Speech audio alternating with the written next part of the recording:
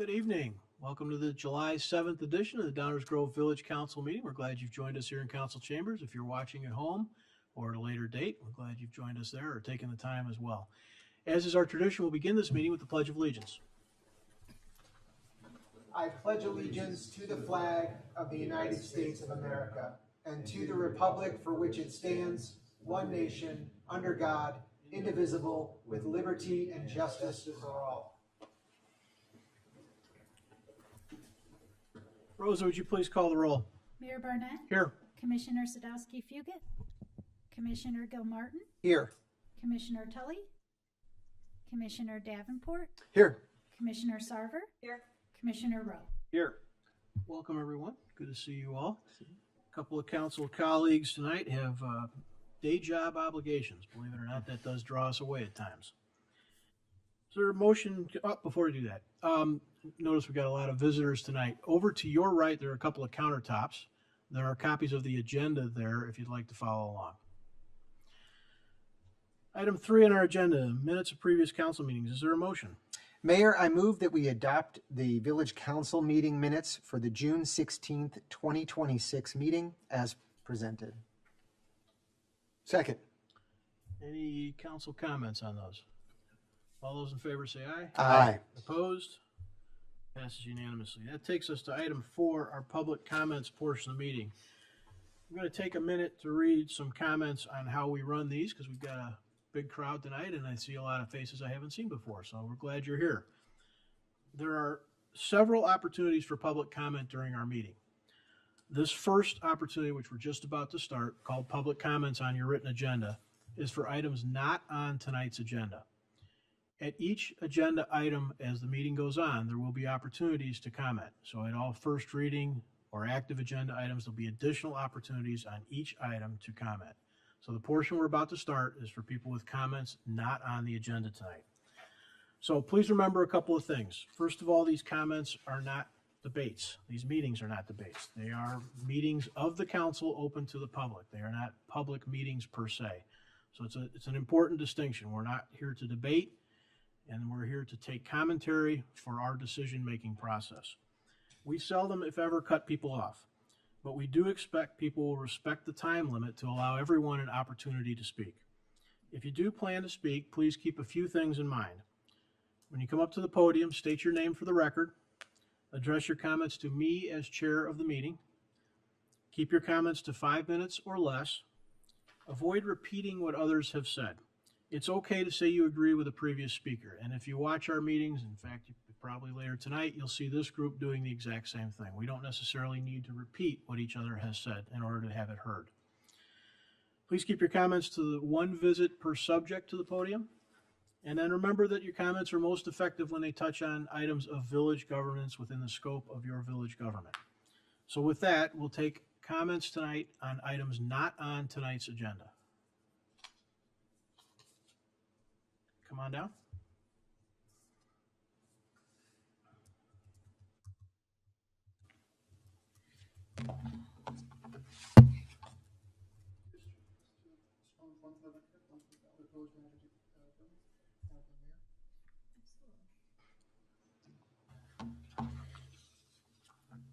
Good evening, Mayor and members of the council. My name is Matthew Ricart. I am a resident of 5614 Walnut Avenue. I recently stood before you to introduce a core initiative proposal to fix our regulatory loopholes that allow corporate landlords to operate run-to-failure properties. Because staff has not been directed to review the proposal, life safety crisis in my building has actively escalated. Until I spoke to you, my household experienced 2 new systemic failures. First, to evade liability for lacking anti-scald plumbing valves, our in-house maintenance manipulate our water heater down to temperature range that actually breeds Legionella bacteria. I have provided before and after photographic evidence of these settings in your packets. They have intentionally turned a baseline utility into a biological hazard. Second, during the 90-degree heat wave, our 15-year-old air conditioning system failed today after immense pressure. Our management finally sent technicians to replace the unit. That was the exact flaw in our municipal system. Our landlord will eventually replace compromise to appease a loud tenant, but they will continue to completely ignore the documented, high lethal Challenger electrical fire hazard brought to your attention weeks ago.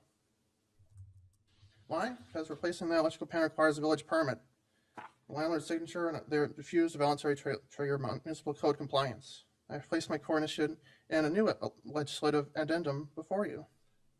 This addendum demands an end-of-life replacement protocol and legally protects third-party contractors from being muzzled by landlords. I'm not here to put things on the record. I'm asking this council tonight to formally direct the village manager to meet with me and discuss implementing these code updates before someone gets hurt. Thank you for your time.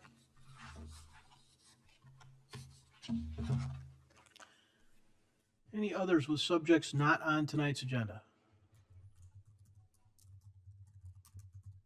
Okay, we will continue. Is there a motion concerning the consent agenda? Mayor, I move we accept the consent agenda as presented. Second. All those in favor say aye. Aye. Opposed? That too passes unanimously. Item 6 is our active agenda. This is the portion of the meeting where we take up subjects on which we plan to take formal action tonight. That means these are items which have been discussed at least once before, sometimes multiple times, sometimes in multiple forums. Again, these are items on which we plan to take action this evening. Is there a motion concerning PUD 68? Mayor, I move to adopt an ordinance approving an amendment to Plan Unit Development Number 68 to construct a new automobile dealership and create a master signage plan at 330 Ogden Avenue as presented. Second. Are there any audience comments or questions on this item? Council comments or questions? Nothing further. All those in favor say aye. Aye. Opposed? That passes unanimously. Is there a motion concerning a redevelopment agreement? Yes, Mayor. I move to adopt an ordinance approving a redevelopment agreement between the Village of Downers Grove and DJJ Chicago LLC as presented. Second. Any audience comments or questions on this item? Council comments or questions? Nope. All those in favor say aye. Aye. Opposed? That too passes unanimously. That ends our active agenda. Item 7 is our first reading. This is the portion of the meeting where we take up items on which we plan to have discussion only this evening. That means these items will not be acted on in any formal way tonight. We have 2 items on the agenda. We're going to take a staff presentation for both of them, and I'm kind of assuming, based on how we've gotten to this point in the meeting so far, that most of you are here to talk about these items. So we're going to hear the 2 items described by staff, which is our normal first reading process, and then we'll take comment from the public. Dave? Great intro, Mayor. With that, I'm going to hand it over to our Community Development Director, Stan Popovich, to provide the background information on these 2 items. Thank you, Mayor Giffield. Good evening, Mayor and council members. The 2 items tonight are zoning map amendment and a planned unit development for 1020 31st Street. The property is located on the north side of town, just west of the intersection of 31st Street and Highland Avenue. On this map, you can see the site is outlined in blue. The north boundary is located along the tollway. A portion of the property, the east side of the property, touches Highland Avenue, and the southern boundary is along 31st Street. Currently, the property includes a 6-story office building that is principally vacant and a large parking structure to the north of the building. The petitioner is proposing an adaptive use project for the existing building to convert it into a market rate 184-unit apartment building. If we look at the aerial again, we can see the 2 existing access points off of 31st Street will remain. There are no new access points onto the site proposed. Traffic entering and exiting the site will use the intersection at 31st and Highland. 31st Street dead ends into a cul-de-sac just south of the site, just a little bit below where the picture cuts off here. And the petitioner has completed a traffic study that is attached to the manager memo documentation.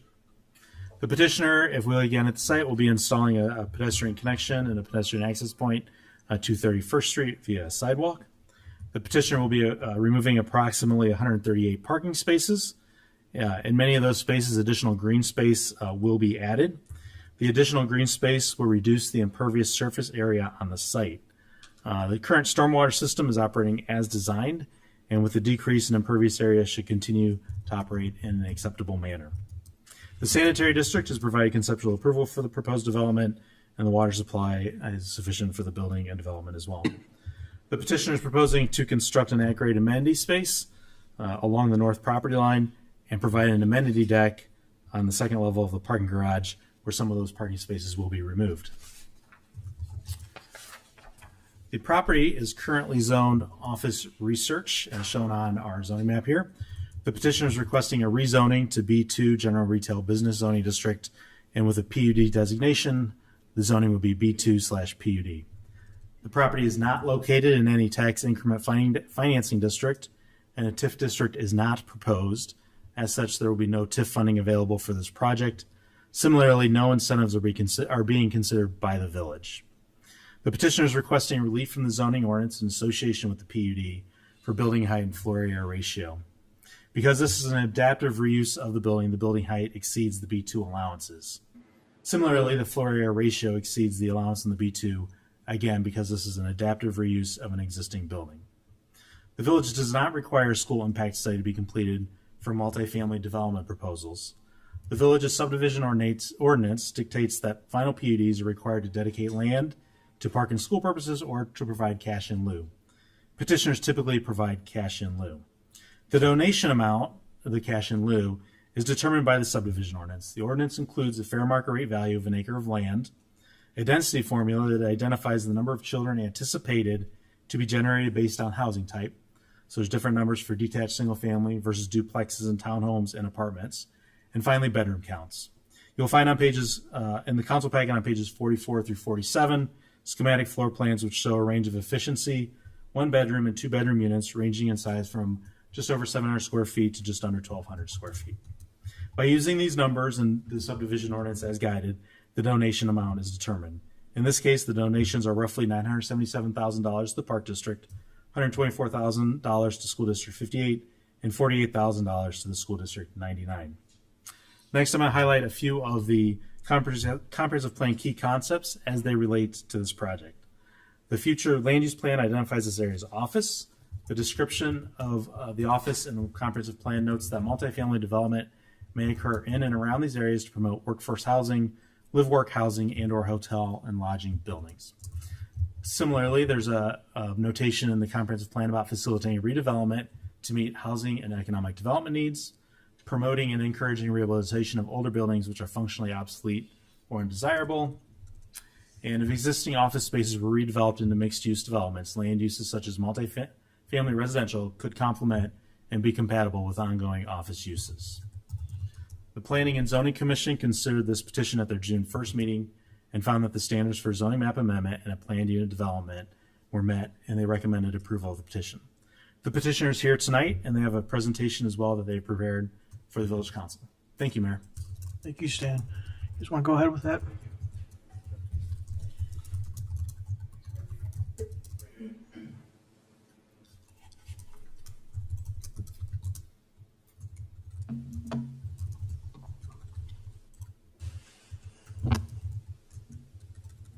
Thank you.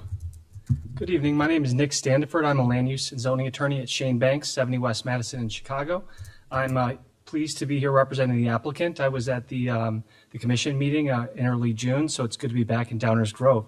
I'm here tonight with the applicants, Highland Oaks. They're seeking to rezone the property, as you just heard in the staff report, from OR office to B2 PUD. We also are looking for a couple of those, they call them deviations, the height of the building and the floor area ratio. And there's one more that I don't think was mentioned, is the setback to the Reagan Expressway. We're looking to get our sport court and dog run within that existing setback, so we're looking for a deviation there as well. Those are the 3 deviations from the code we need. Rather than seeking 3 different ones, we decided just to go with the planned development. That way this approval is all kind of wrapped into one. We were very pleased to receive a positive recommendation last month, and we think it's because of the hard work we've done on this project, and we're excited to tell you about some of the efforts we've made since the last time we met. With me here tonight is Urina Markichuk. She is our property representative, and she'll talk tonight about when they bought the property. Hope she'll talk about how she's Ukrainian and therefore a fighter and doesn't give up. No, she won't talk about that, but I just wanted to mention that. We have Dennis Stradievsky. He's the project developer. He's right here. He'll talk about the unit mix, and he'll talk about the community meetings that they've held since the meeting we had last month. And we have Eric Lukacek. He's the senior project manager at Warren Malcolm. He's the architect for the group, so you'll see some of the renderings and the site plan. That's all his handiwork. And then we have Michael Worthman. He's here tonight from KLOA. They're the parking study experts. So he'll talk about the parking implications at the site. And we hope that at the end of the presentation, you'll feel confident voting to approve the project here on first reading, or to recommend at the next reading that you approve the project.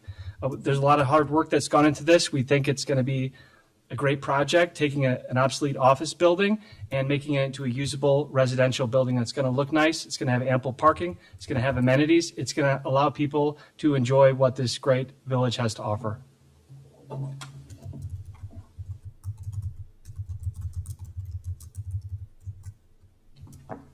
Good evening, everyone. My name is Yevina Makarchuk. I am an attorney and also manager of Nieder Capital Services.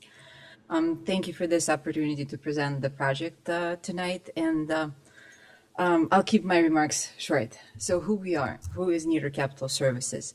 We are a family-founded company built over several decades by immigrants who came with a vision to create an idea to create something lasting.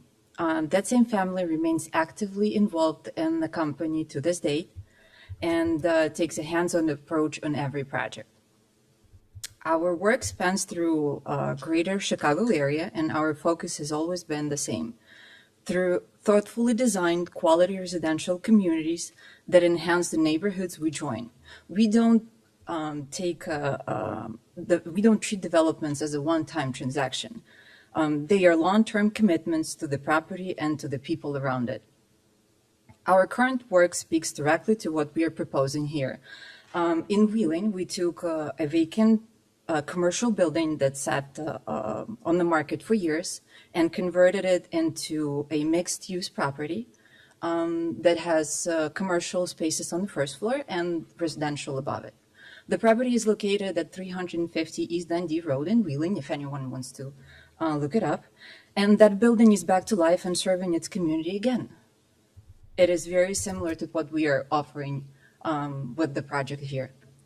Beyond that, we are currently completing several residential developments in Wheeling, Des Plaines, and we are in entitlements for another project that is in Prospect Heights. We have long-standing relationship with sophisticated lenders, and financing has never been an obstacle to completing our projects. As for this project, we are proposing an upscale and highly amenitized residential community. This is not a generic development. It is a built to a standard we would be proud to put our name on. We know there have been questions and concerns from the community, and we are here to answer all the questions that they might have. We believe this project is a good fit for this community, and we are committed to carrying it forward in a way that reflects its character and priorities. Thank you very much for your time. Thank you. Anything else?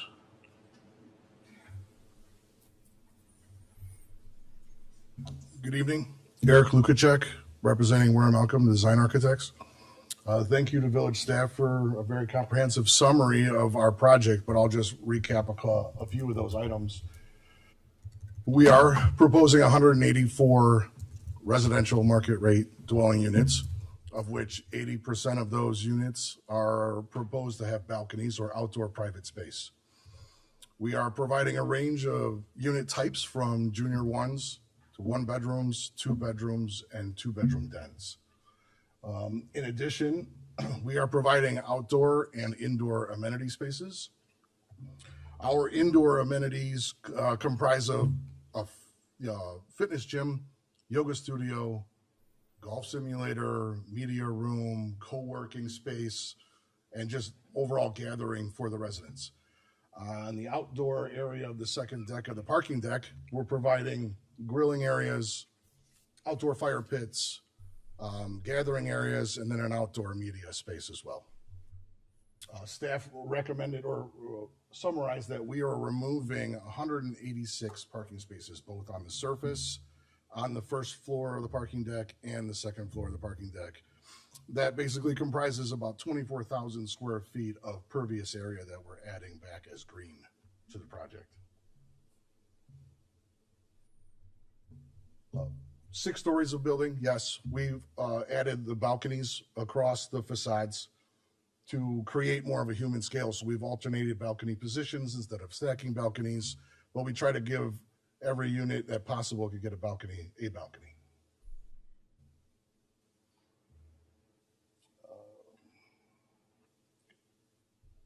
The outdoor amenity spaces also include the dog park, the pickleball court, and the basketball court near on the north end of the project, just below the second floor amenity area. That summarizes the project.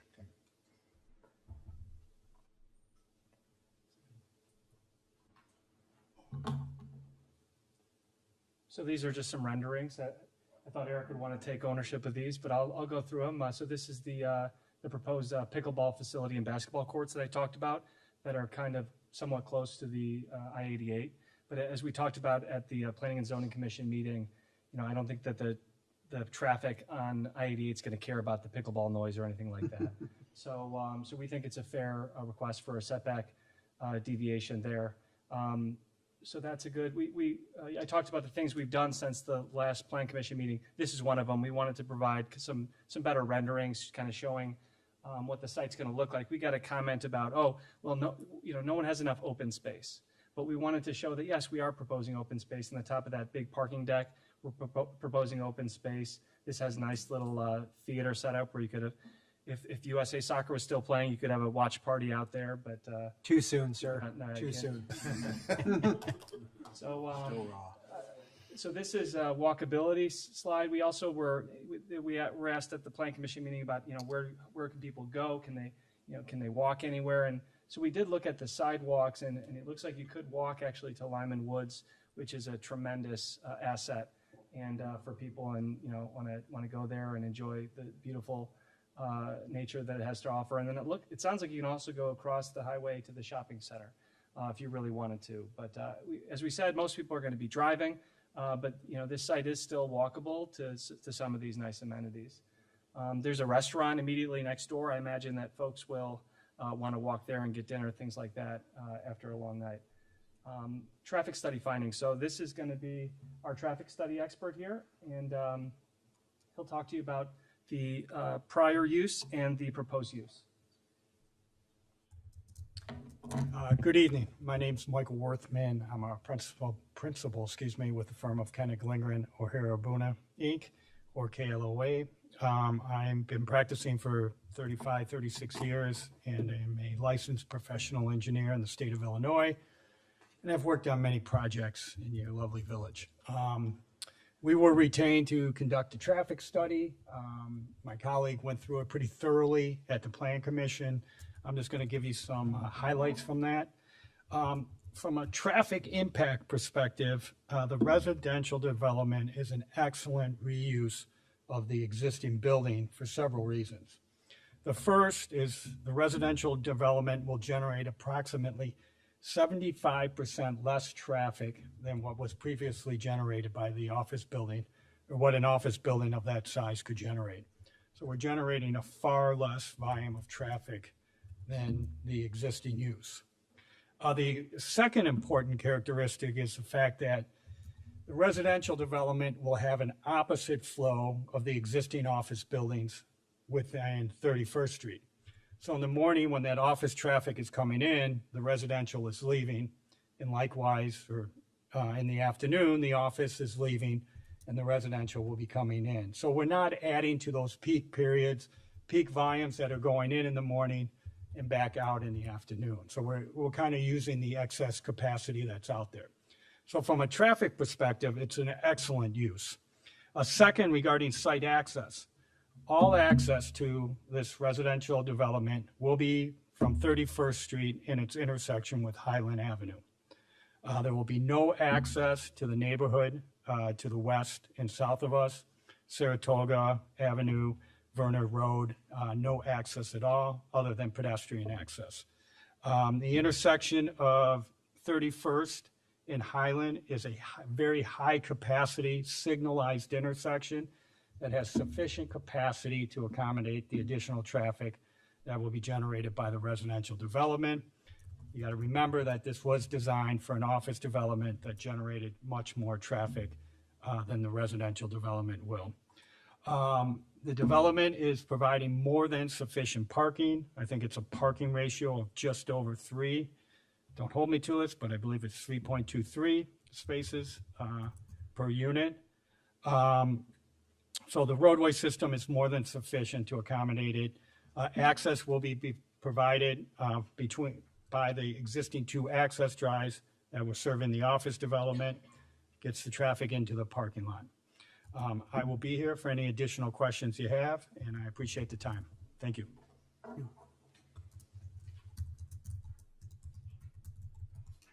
All right, hopefully we're moving okay on pace. Price point and market segment,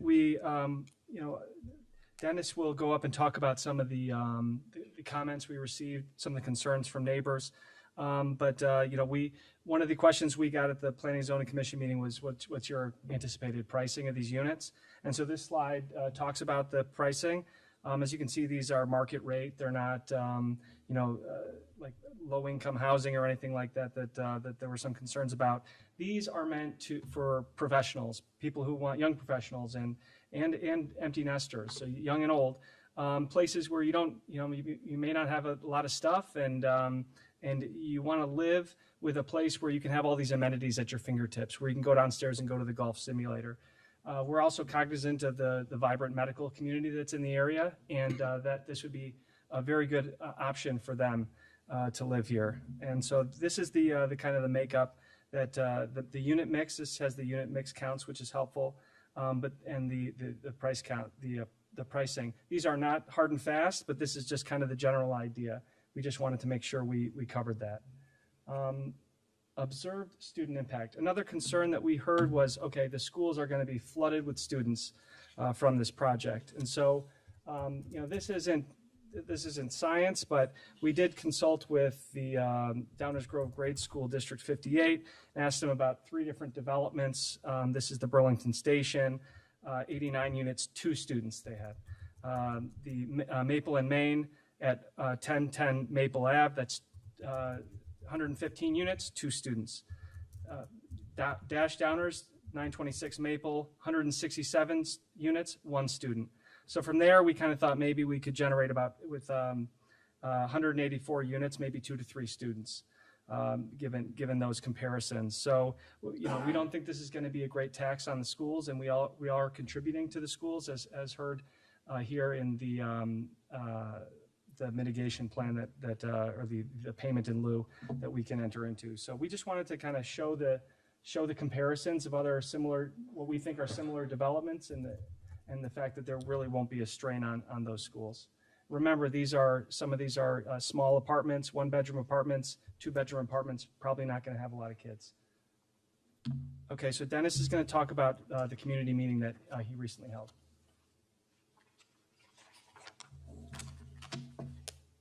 Good evening, Council. My name is Dennis Stradiewski. Thank you, Nick, for the introduction. In total, 3 meetings were held. The first was held about 2 weeks before the first zoning hearing. Informative flyers were shared. The neighbors within 500 feet were informed. Unfortunately, there wasn't a large turnout at this one. Only 2 people, one was a tenant and one was working across the street. The information, unfortunately, did not get into the hands of the residents who had concerns, but we held, as part of our efforts since the zoning hearing, we held another meeting, an open house. This had a quite large turnout and a number of familiar faces here today, which is good. Some of the questions that were touched on pertain to the amount of children as well as the price points. Both were touched upon, but I'll say again that no subsidized housing vouchers, or rental assistance programs are required, proposed, or planned for this development.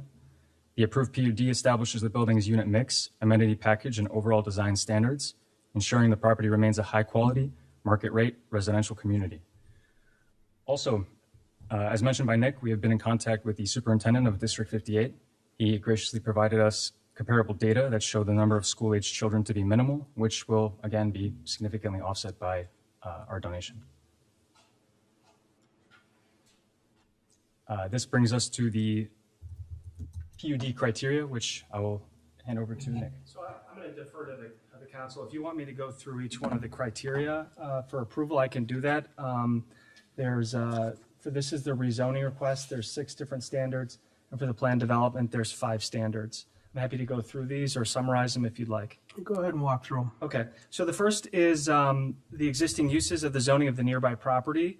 That's for the rezoning. So as you saw in the staff report, there's a B2 property actually right next to this. That's the restaurant. So we are consistent. We're seeking B2 zoning here, so that would be consistent. As you saw in that map, that beautiful image, that the way they flashed it from the office to B2, it kind of blended in seamlessly, and I think that speaks to the proposed use compared to the existing zoning.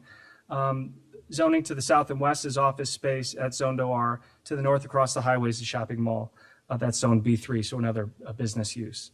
So again, we're seeking the zone to B2, and so that's consistent. The extent to which the particular zoning restrictions affect property values. So the demand for office use is less than residential use. So the demand, as you've seen throughout the state and the city, and demand is for office space is really slumping. But what's not slumping is the demand for residential space.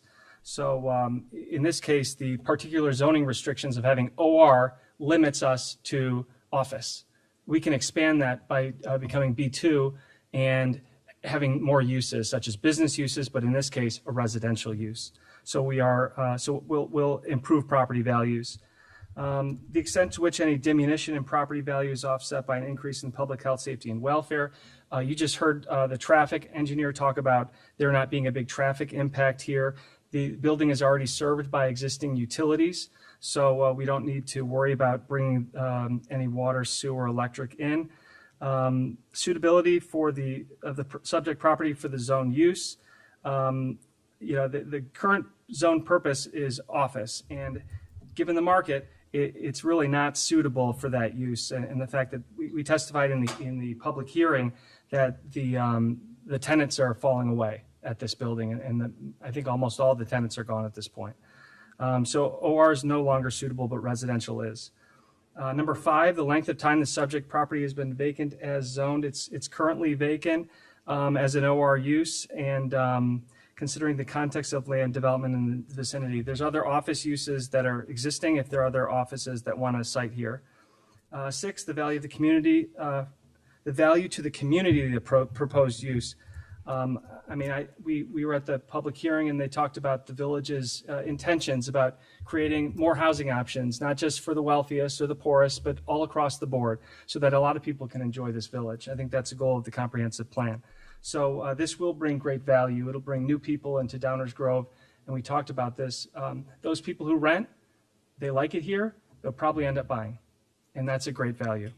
The comprehensive plan, this is in the Butterfield corridor, and I just highlighted this part. And one of the goals is to support and encourage the redevelopment or modernization of the area's Class C office buildings that are functionally obsolete, cannot compete with nearby office developments, and detract from Downers Grove's overall character. So I think that pretty well summarizes what we're doing here is we're redeveloping an office building, and those pictures were great because they showed you what it looks like now and then what it could look like in the future. So I think that's in line with the comprehensive plan. These are the standards for planned unit development. The good news is that number 1 and 2 basically were the same standards as the rezoning standards we just looked at, so I don't have to address those. Whether the PUD complies with the PUD overlay district provisions of 4.030.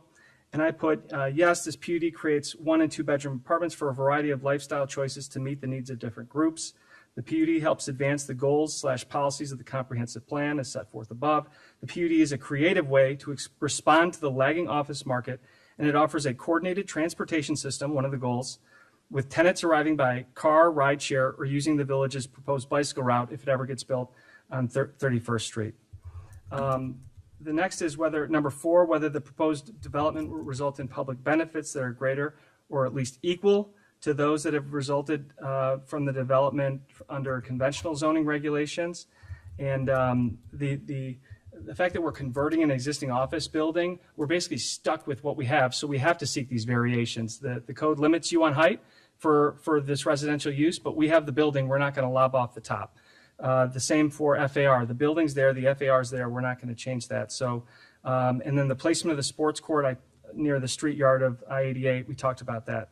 So, if we had to build, we probably couldn't build if we didn't obtain those deviations. But those deviations aren't significant in light of the fact that we're renovating this existing building.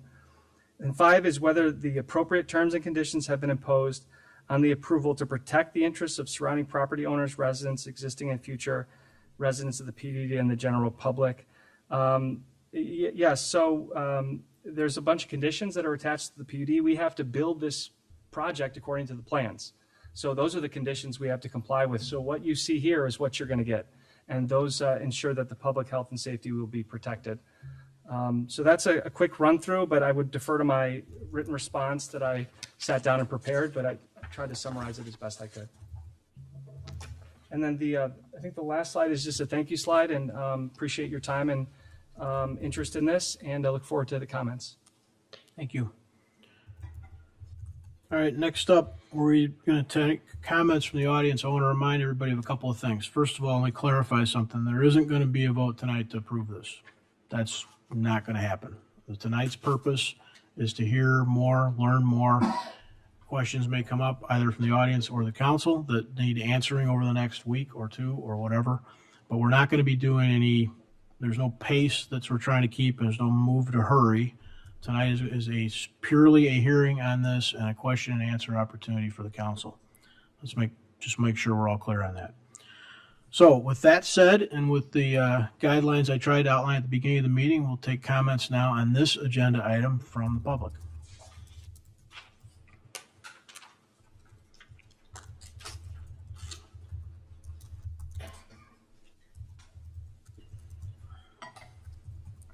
My name is Joanne Patton. I've lived on Venard Road for 36 years. I had 3 children in a 1,380 square foot house, and it was plenty of room.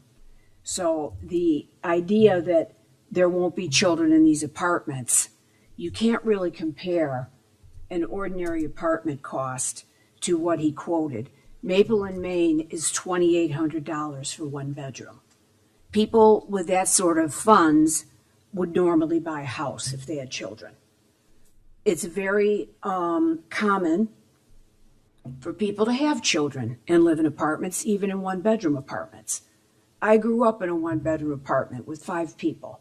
We moved to Oak Park for the schools, and we managed. My brothers converted the dining room to a bedroom. My parents converted the living room, we ate in the kitchen, and I was in the 1-bedroom. So to say that there's only going to be 2 or 3 children, you can't say that. And the fact that this was done without even the superintendent of schools or the principal of the school that this is in the district of, even knowing about it, just absolutely shocked me.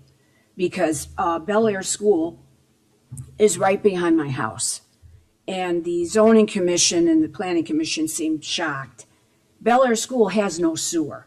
It has no septic sewer, and the drainage is very, very bad. If this happens, and there's more children that have to go to Bel Air, building onto it is going to be a huge, costly project. And the figures they're quoting, $124,000 for District 58 and $40,000 to the high school, that'll cover 1 child 1 year at the high school, and maybe 3 children at Bel Air, maybe 4 for 1 year. That is a pittance compared to what it could cost if there are children in this building. And I can foresee that happening. And I'm not hysterical. The way I grew up, I don't think they're bad people. If it's a single mother that sleeps on the pullout and has a couple kids in the bedroom, I don't think that a 2-bedroom with 2 children, 3 children is something to be afraid of, other than can the school accommodate them? And without serious input from the superintendent of the schools and figures of how many students there already are at Bel Air, which is overcrowded, we just had an enormous tax increase to enlarge Herrick. It went on for 2 years, and my taxes have gone up 50% since 2020. And I know to try to add on to Bel Air is going to be incredibly expensive. We can't just take the assumption that there's only going to be 2 or 3 kids. Those people downtown, those are $1 million condos, 900,000. These are people that don't have kids and are retired or are career people. People with that kind of money that have children buy a home. But people who need to be in the school district, and again, that's how I grew up. I don't have a problem with people doing what they have to do to get their children to good schools. But the cost is going to be very high if, in fact, there are 150, 200 students coming into this district. So that's something I think should be considered. And I also would like to point out, this whole presentation has flipped from the one a month ago, too, because then the talk was about it's going to be affordable housing and all that, which is fine with me, as long as the schools are considered. But also, I feel like the village needs to do the traffic study. I don't think it's right. And I know it'll cost money, but you know what? We pay our taxes. The village should have an independent traffic study. I don't think it's right to just take the word of the people who are doing the building. Here's our traffic expert that we hired. Because I don't buy that 184 apartments, probably 400 plus people, is going to be less traffic. And it's going to be all hours of the day and night traffic too. And the statement that the sewer and water for an apartment is going to be the same as for an office building, you're talking bathtubs, showers. The last meeting they said there's going to be a washer and dryer in every apartment. You're talking cooking. You're talking 24/7. You're not talking about an office building where people wash their hands and make coffee and they use the toilet twice a day. You're talking about 24/7 living, clothes washing, showers, baths. So to say that the water is adequate without a real engineering study, I find that very concerning. And I also feel, I've read a lot about converting an office building to apartments. There's a lot more weight on those floors than what the building was designed for. I don't know who has seen the news today. They have a building collapsing in New York today on 42nd and 2nd Avenue. It was the Pfizer headquarters. They're converting it into apartments. The weight of everything that they're putting in it has caused everything to buckle. The whole area is evacuated.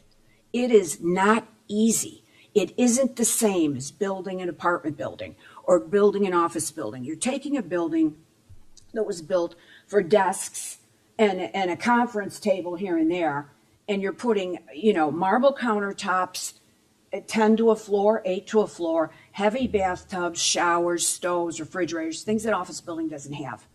It's serious retrofitting. And I don't see that the town has to do due diligence, I feel. And if anyone doesn't think so, they need to see what's going on in New York, because they have regulations left, right, and center. And it is a disaster there right now. So that's all I have to say. I feel there needs to be way more input from the schools. I heard you say that that's not taken into consideration in zoning, and that baffles me. It really does. And Joanne, here, please. Here, look at me. I'm and, sorry. And wrap Okay. it. And wrap it quick. We're getting close to okay, past 5. I'm done. Okay. Hey, don't That's run okay. off. I said what I need to say. Just try and stay here. Okay. Okay. Thank you. Thank you.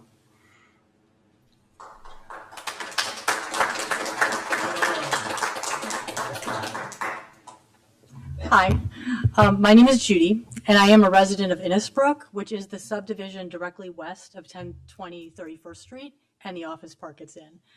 Before I say anything, I just want to point out that a lot of people are missing from this meeting tonight for multiple reasons. First of all, Orchard Brook currently has a swim meet going on, so all the families with kids are not here, and those are probably some of the loudest, opponents to this, and they cannot attend.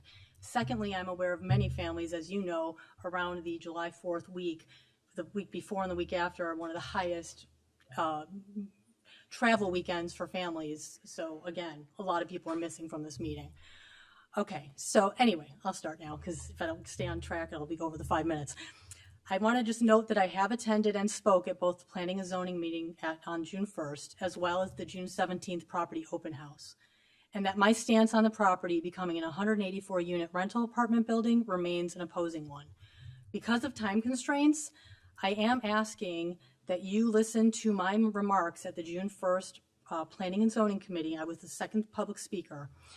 And not simply read the synopsis of my comments to the meeting notes, specifically because the criteria that were restated today, I gave very detailed explanation of why I opposed each one. And I will support what the previous woman had said in terms of if you look at this particular presentation from the building versus the one that occurred at the zoning meeting, it is like night and day. Definitely consider that as well.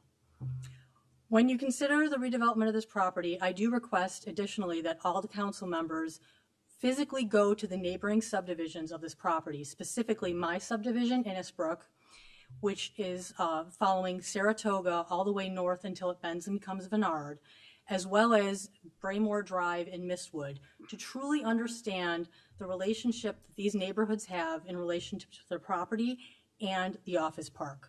We are true neighbors of 1020 31st Street, and the proposed changes to the building will have significant impact on our community of homeowners. In fact, I ask that you consider the following Homes.com description of the Northside Park neighborhood and the impact the unprecedented high-density building will make. Northside Park, secluded living in Northside Park. A secluded enclave in the northern end of Downers Grove, Northside Park's recreational space serves as its anchor, and the neighborhood's sidewalks make it easy to traverse the area by foot. Though Northside Park is flanked by I-88 and is within 2 miles of shopping destinations, the bustle quickly fades along the residential streets, striking an alluring balance between solitude and accessibility. Very few properties change hands, and it is a place people put down roots. Furthermore, the history of Northside Park itself is a testament to the quiet, stable, and secluded character of the neighborhood, as described on the DG Parks website. Northside Park was a land donation from the developer. Initially, the park development concept was to include playground equipment, basketball courts, exercise areas, and landscaping. However, the residents requested that the park simply remain an open space with expanded landscaping. A committee was formed to create a compromise. The resulting design included play equipment and landscaping only, excluding other amenities. Which makes my point. The Northside Park neighborhoods chose simplicity and a quieter approach to its character. It chose less hustle and bustle, and the village respected this request. It is important to note that many of the original homeowners who shaped the park and the neighborhood remain in the neighborhood today, which is a testament to the stability and desirability of the area. And I ask that the village continue to respect the input of neighboring residents as they did at its inception and understand the significant impact that adding a high-density rental housing complex to a currently quiet, low-density homeowner neighborhood will have. And I will close with questions that I have remaining despite attending 2 meetings and diving through much paperwork. Where is the comprehensive plan for this office park? When I review all the documents, I see Butterfield, Finley, I see downtown, I see Fairview. There's no mention of this office park, which tells me the village probably intended for it to stay an office park.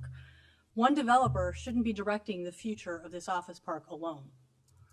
What is the maximum number of residents that can occupy this building? I asked this question at the open house. I was told they did not have the answer. What is market rate? I asked for a clear definition. I know one was provided just now, but there was not one provided before.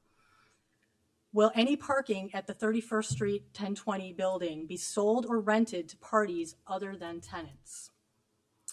Will all students originating from 1020 31st feed solely to Bel Air, or will they feed to additional schools if the numbers are high? I will remind you, if you watched the meeting on June 1st, we were told there could be as many as 90 students coming from this building to Bel Air, not making it up. Will the office park be connected in any way beyond a bike path to Innisbrook, Saratoga, and Vennard? Now, the developer just said no, but they're not in control of what happens with the rest of the office park. I know there's going to be a bike path, but not knowing what's coming to the further in this office park, because there is no comprehensive plan, is there any intent to connect a street beyond a walking path and a bike path to Innisbrook? And finally, is the addition of Inland coming to Highland Landmark as well as the cancellation of Miss Western's Med School considered when you consider this proposal. We're going to have additional traffic at Highland Landmark, which is great. I worked there. We used to have cops that required just to get out of the building. But also demand from students will clearly be lower as an entire university college is not being built. So in closing, obviously I do oppose the high density building, and I do believe it will affect my neighborhood directly, as well as the traffic and the density of the area, which is inappropriate to its current design. Thank you.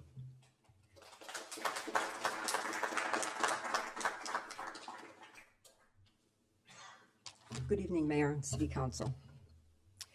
My name is Lynn La Palermo. I live in the Mistwood subdivision, and I've been there for 27 years. Earlier today, I submitted a document to you, and I would like to share that with the community. Ms. Markichuk got up and spoke about Nieder Capital and who they are. Well, I did a little bit of a deep dive into them, and they are a family-owned business. They were formed in 2009, and they are in Wheeling. The Illinois State Secretary of State shows on file that Maya Stratovisky and Yarna Markichuk are the managers of the company. However, while Ms. Stratovisky's biography makes mention of her husband, Boris, as a key business partner throughout her career, he is notably not identified as an employee on the company's website, but does appear to be involved in the operations of the company, given his appearance in the company's media on the website homepage, as well as his presence on LoopNet, which indicates his involvement. The company's website advertises only a handful of portfolio properties. I suggest homeowners go online and take a look at them. I have pictures of them if anybody wants a look. And despite the presentations that the company has made today showing the 184-unit building, the properties that they are showing on their website don't look anything like that and don't resemble that size of what they've done in the past. I'd like to make special note of Boris Stratovisky above for the reason that we suspect that he may have some criminal history, and this is public knowledge. It may not be So one of the things we do, guys, is we try and, everybody hold on for 1 second, okay, please? One of the things we do here, and it might be to the chagrin of people at any given moment, but we do try and let people speak and say what it is they want to say. Now, we're going to ask that people be respectful and start thinking through what it is they're saying and be respectful of others. It is not going to be my job to stop somebody from making a fool of themselves or for saying something that they wish they didn't say. We're going to limit to 5 minutes. I'm going to ask everybody to think about whether they'd say whatever they're going to say to their mother or their kid. I think that's maybe a good benchmark.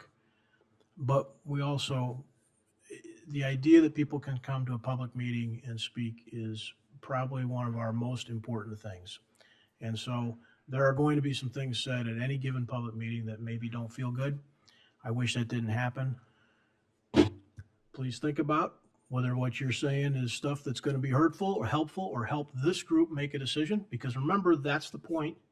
Right. The point of this meeting tonight is for this group who is going to make this decision one way or another to receive input that folks want us to consider.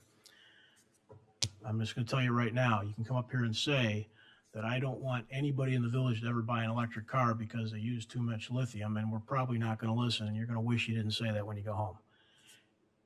Think, please. These meetings are not just an opportunity for people to come here and just say whatever's on their mind. We allow it because it's an important element of our democracy. We really believe that. But that's not the point. The point is, are you going to say something that is going to make this group be in a better position to make a decision over the coming weeks? That's the question. So please think about that. Thank you, Mayor. I appreciate it. My intention here is not to hurt anybody, but my intention is to bring forth knowledge that is readily available. It's readily available. I've got documentation of everything, and it is readily available, so anyone can find it. This gentleman seems to have a criminal history that goes back to 2008 when he pled guilty to money laundering, okay? And it is linked to narcotics. That's what it's indicated. Now, is this the same person that is her husband? I don't know. But I would think that this would be something I would want to do a deep dive into and look into before we make a decision like this, because this is something to be concerned about. The other thing, they have a number of different business entities that have been dissolved involuntarily. Now, involuntary dissolutions can mean many things. It could mean they just didn't pay their dues or whatever, but it also can be related to misconduct or financial issues. So I'm not going to make any other statements about that. The only other statement I want to make is about their property management company there, because they also manage most of their properties. Again, if you go onto their property management site and you look at the reviews that they get, I'm just going to read just one or two. This is the worst place I've ever lived in my life. The place is disgusting. There's garbage all over. Nobody cleans up. They've turned off the water and they didn't turn it on for 3 days. When they randomly decide to turn off the water, they didn't put it on for 3 days. I had to go to a hotel. There's a number of different reviews that give them 1.5 stars. Well, again, all I'm asking is that as our village council, that you do a deeper dive into who they are and what they're about before you make a decision. Thank you for your time.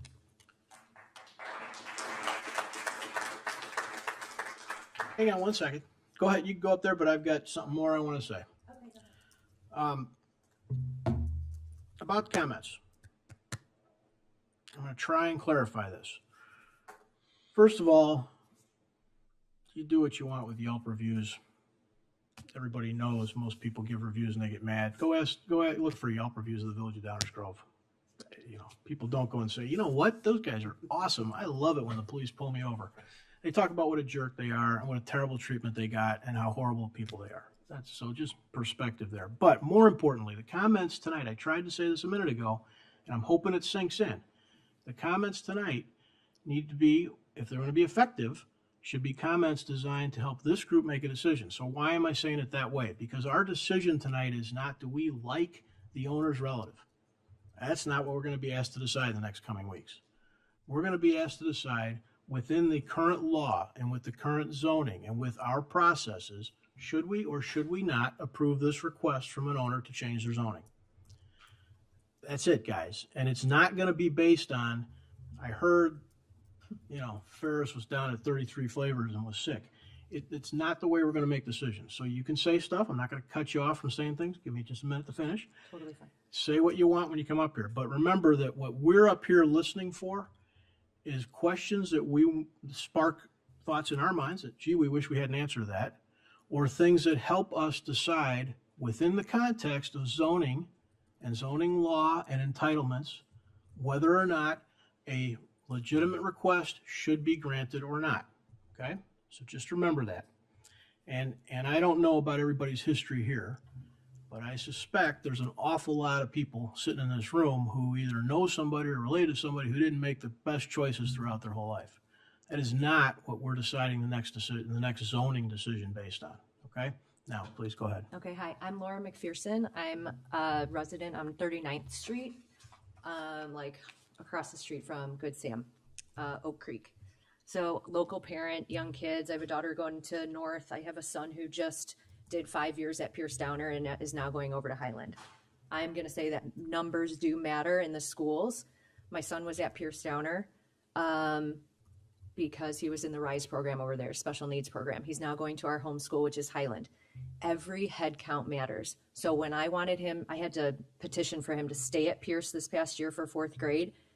I have to go through the superintendent. The superintendent has to approve it to make sure there's actual room for him to stay at that school, even though he's been there kindergarten, 1st, 2nd, 3rd grade. So if they said no, they shoot him over to Highland. So when the numbers definitely matter for the schools. So just like whatever numbers, I wasn't here at the first meeting. They're saying it's different now than it was before. They're gonna shuttle them wherever they want. I don't really know anything about that. I'm not gonna pretend that I do. I'm just saying, as a parent that's lived through it, the head count matters a ton, and they just did all these revisions to these elementary schools in our district to have more room, because when my daughter went through Highland, there wasn't enough room. There was too many kids at Bel Air. They had kids during COVID that were supposed to be at Bel Air going to Highland. So like when I lived through that when my daughter was younger. The other thing I'm going to say is I used to take my younger son to a building across the street from there for speech therapy. So I drove over there for a year and a half, 2 years with him for speech and for cognitive help. There's 2 other office buildings there. So my question is like a 43-year-old woman who like has kids is like, why would I want to go live in a building like that when there are 2 other office buildings right there? Like, even though you're going to have sport court and bocce or whatever is going to be over there, it's like you're still living in an industrial area with at least 2 other big office buildings there and machinery and stuff like that. So just as like a person, I don't know what does that attract? Like, my 70-year-old parents aren't going to go like retire and live in a high rise next to industrial, other buildings or like other office buildings. And maybe those are going to be emptying out and then they're going to turn the whole thing into, apartment living over there. I'm not really sure, but just like as a general question, and obviously the driving and the population and who's going to be coming in and out and how busy it's going to be, I feel for Mistwood and the people that live over there, because I think it just disrupts what we're already kind of used to. But my main thing is I have kids in these schools. I know how the head count works. I know how important it is and how it only can have a certain amount of students in each classroom. So if Bel Air is overloaded, they're going to bump over to Highland because that's the next school and that's where my kids go. So it does matter to me. My other obviously point is who's going to want to go live in an apartment building that's only staring at 88 and 2 other office buildings. So that's all I'm going to say. Thank you for your time.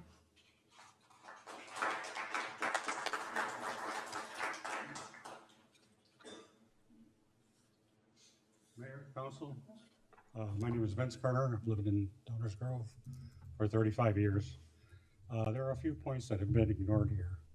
One is the additional police and fire resources that are needed for that number of people and density, and especially for fire, the access to the buildings and 6-story building will require extreme amount of equipment needed to get there. There's limited access. There's a lot of traffic on 31st and Highland. I don't care if their lights and sirens are going. It's still impossible to get there. I don't know who did the traffic study. You've obviously never driven down Highland 31st during rush hour. The other point is they've totally ignored, as the other speakers have said, the neighborhoods to the west and south of this project. Those pickleball courts, if you've ever lived near one, they're loud and obnoxious. And those will be very close to some of those houses in that neighborhood. Thank you.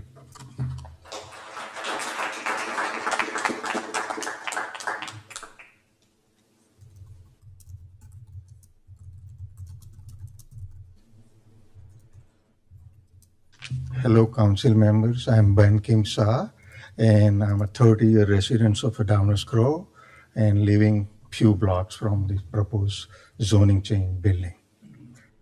I would like you to vote no for this zoning change for several reasons. First is the location of this property. At the office complex on a 31st Street block, there are 6 other buildings. And all surrounding buildings, 3 of the buildings are the office zone. And this building is very next to the restaurant. So yes, I'm not objecting that. But what about the other office buildings? South of it, there are 2 office buildings. West of it, there is another office building. So if we as a zoning change, if we just look at one parcel at a time, we do miss the opportunity to evaluate the whole parcel.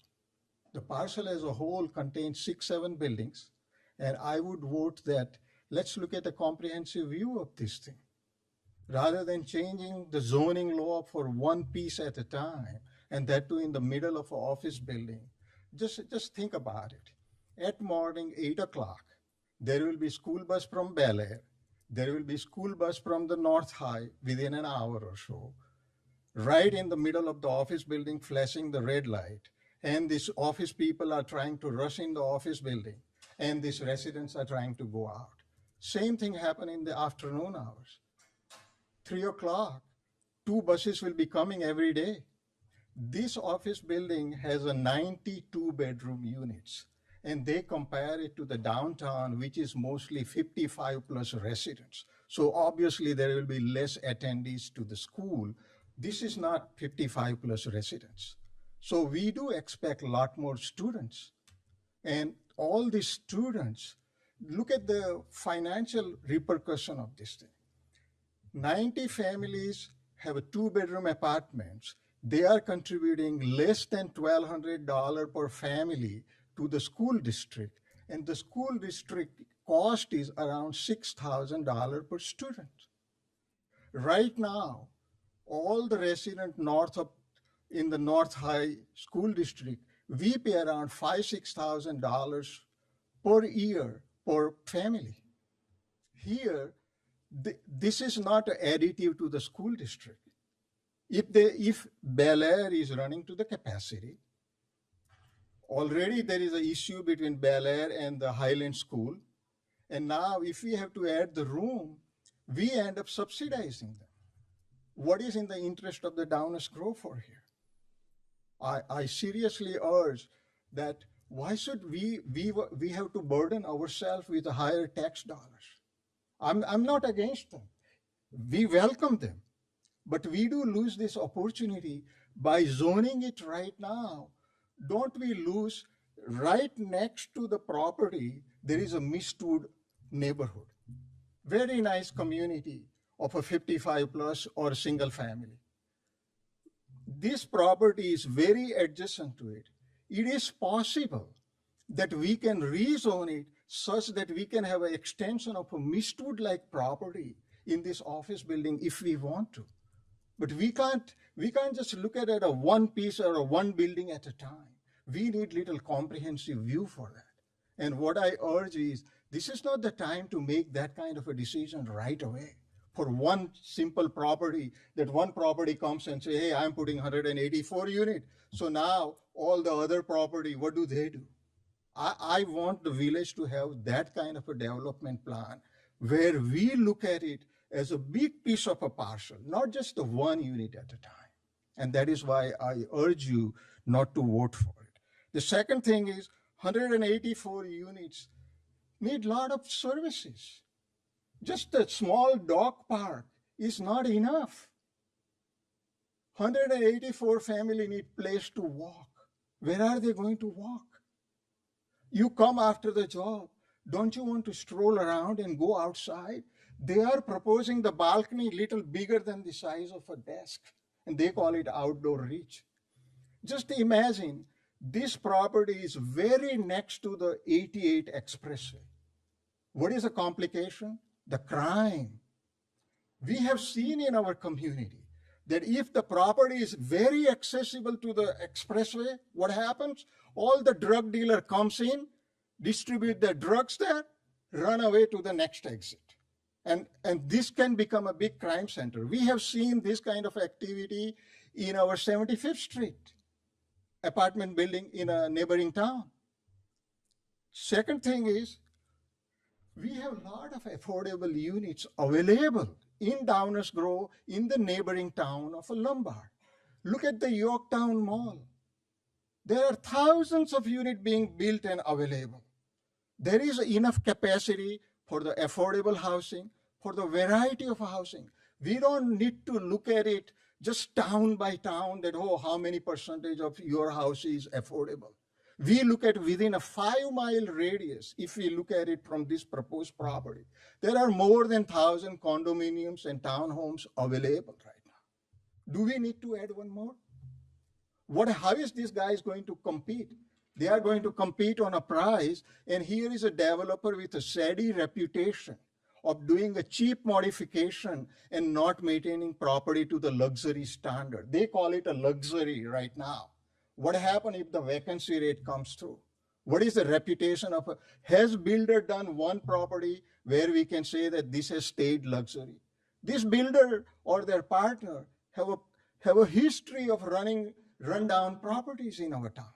This builder is known to the village and us for many, many years. And we have seen their other parcels, which are just in a not a good state of an affair.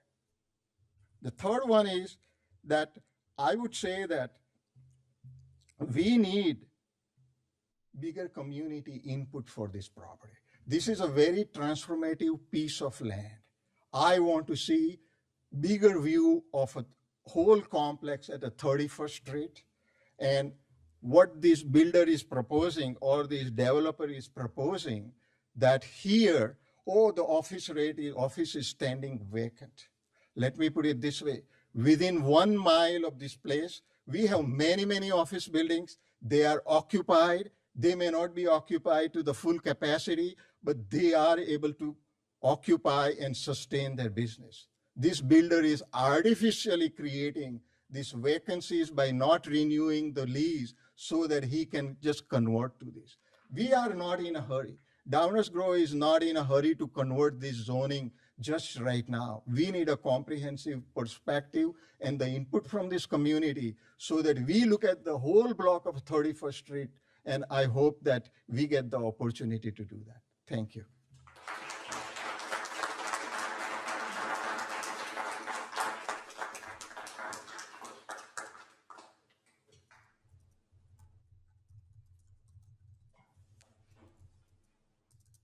Good evening, Mayor, Chamber. My name is Maureen Kerner. We've lived in Downers Grove for 35 years. We absolutely love this community, which is why we stay. You know, times have changed, and we raised 4 children. They would love to live in Downers Grove, but they can't. They can't afford it. One does, and the only reason is before she got married, she bought a very small house in a neighboring community, and when her and her husband got married, they stayed there, and then after they had a couple kids, they were able to come into Downers, and she turned that into a rental property and use his VA loan. It was the VA loan. Otherwise, they would never afford it. And I have to tell you that the speakers that have come up have all made valid points. You've run the program very respectfully, which I appreciate. And I'll make my points very quickly. But I do agree with 90% of what everyone else had to say. Our daughter lives in this area. They have 2 children that are 6, so they couldn't make it. And we are up there a lot, so we said that we would come and speak on their behalf. But as a Downers Grove citizen, I think that it's okay we're here. Okay, number 1, infrastructure. The woman that said, when you're running apartments 24/7, it is different than when you're running office buildings. And it truly is.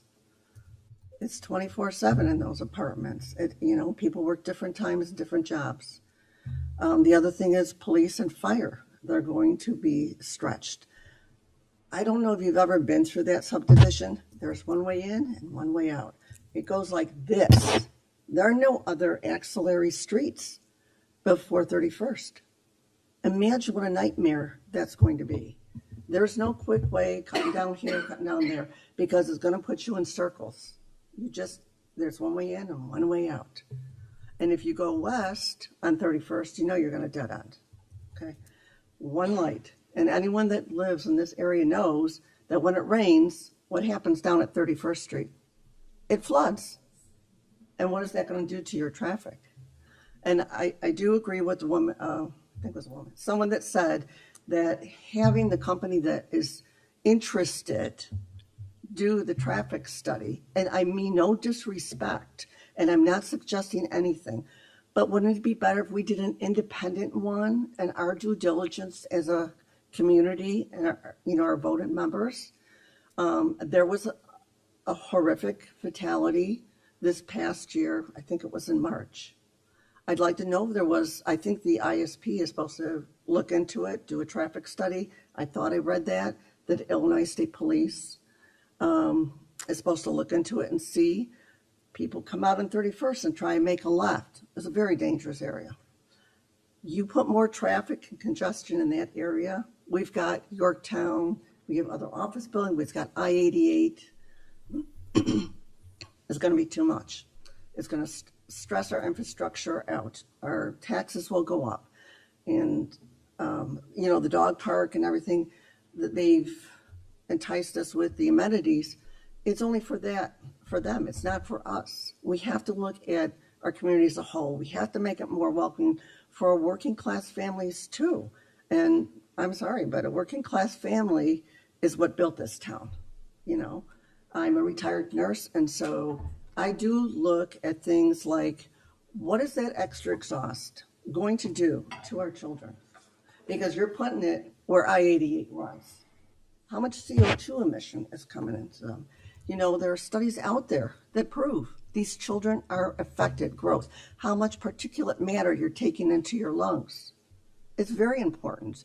And so as a community, I think that we need to slow down, take a look at everything, and dot our I's and cross our T's. It's just too important. And putting 3.3 car spaces for, each, unit. How many of these apartment buildings around here? There were pictures all over, social media and stuff. Were flooded during this last rain. I know everyone says it's a 100-year rain, but guess what? I don't think it is. I think we're in for more, and I think we have to pay attention to that. It's incredible. And I looked up the number, and it actually costs about $24,800 to educate a student in the state of Illinois. So I got that off, looking it up on Google or whatever. But I'm just saying, I'm concerned because with the highway, the emissions, the noise, the traffic, and like I said, coming from up north, you drive over here, getting across that highway, and people do not behave themselves driving. We all know that. And, Downers is short of police officers, as like every agency is. So have we talked to them about this? And the fire department? But I would urge you to go through that area and see. There's not too many ways to get in and out. And our first question was, how do the police and fire get in here? Thank you for listening. Have a nice evening.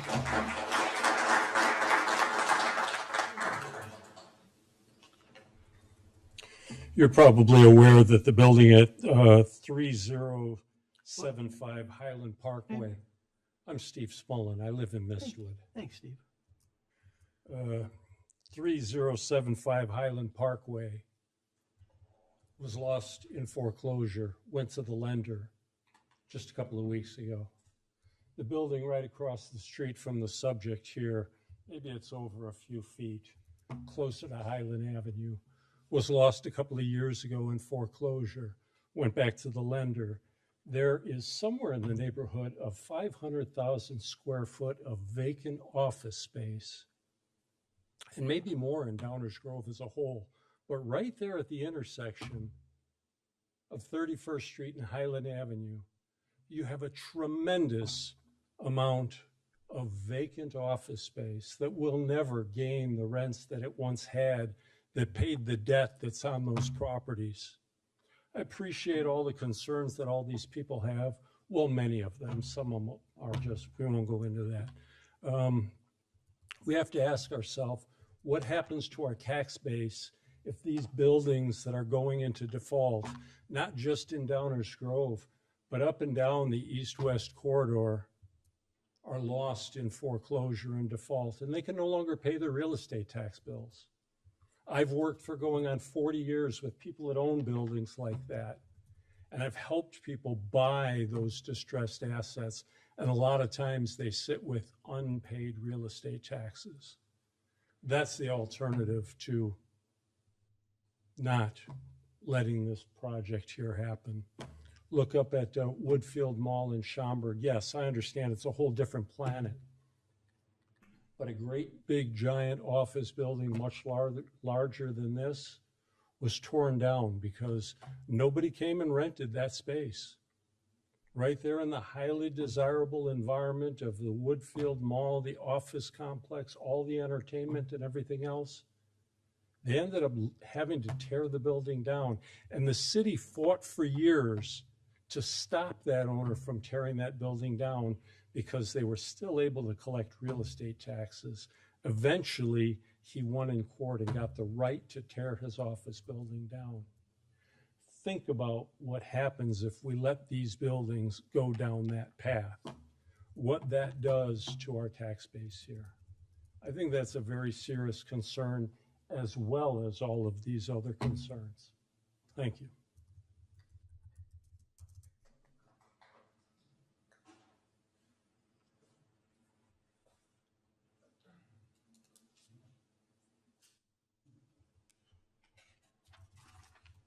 Good evening. Paul Grain. I live behind Good Samaritan Hospital, and thank you all for your service. We appreciate it. Mayor, you brought up a very good point, and that is, does the village approve the changing of the zoning that was just approved by the zoning committee a couple months ago, or a few weeks ago? I listened to that meeting online, and the reason why I'm here today is because of a couple things that I heard from representatives on that committee. And one of the comments was that we need to do this because we need to focus on diversity. And I'm wondering, what does diversity have to do with changing zoning from an apartment, from an office building to an apartment complex? But also the fact that, and I quote one of the committee members, is that Downers Grove is a bunch of rich white people. So as soon as I heard that, I go, all right, time out. We're kind of crossing the line over here, okay? Because two houses from me to my left is a Middle Eastern family. Across the street from them is a Latino family, and to the left of them is a Nigerian family. And the reason why I'm here today is because I have a very good friend who lives on Drew Street, and he asked me to come today, and he's Mexican. So I really don't think that diversity should be an issue here on approving the zone changes or not, but I do have to then question the opinions of some of the people on the zoning committee on what is really the agenda here. It's not as if Downers Grove hasn't approved zoning changes before. There was an actual approval of zone changing over at Maple in Washington. If you look at that beautiful apartment complex that was erected there, that used to be part of a church parking lot, a couple different homes, it was very much embraced by the local community. And as a member of that church, I know of that transaction extremely well. But does that mean that everybody's going to like it? Well, not necessarily, because you can't please everybody, but it was a resounding yes for the community for that, to repurpose that property. But if you listen to the community that's here at hand, and you listen to the citizens of Downers Grove who live on Bernard, who live on Drew, who are part of Innisbrook, Orchard Brook, Oak Creek, there is a resounding no, no, no, no, no, no, no, no, no. Please don't do this. Ask you and the village council to please look at really what is the real intent behind here, because what I also heard at that last meeting was that we need to put in affordable housing for this building. And then there's another word for affordable, and that word is cheap. And if you start having cheap, then you have to be very careful of the clientele that we're going to be allowing into our very wonderful, traditional, family-oriented village that we live in, that we love so much. And then that type of clientele can also result in certain behaviors. And then once certain behaviors get in, I would say it's good luck in getting that out. So it's not just a decision that we're making in the very near future. Please think 20 years from now on what that property may look like. Thank you.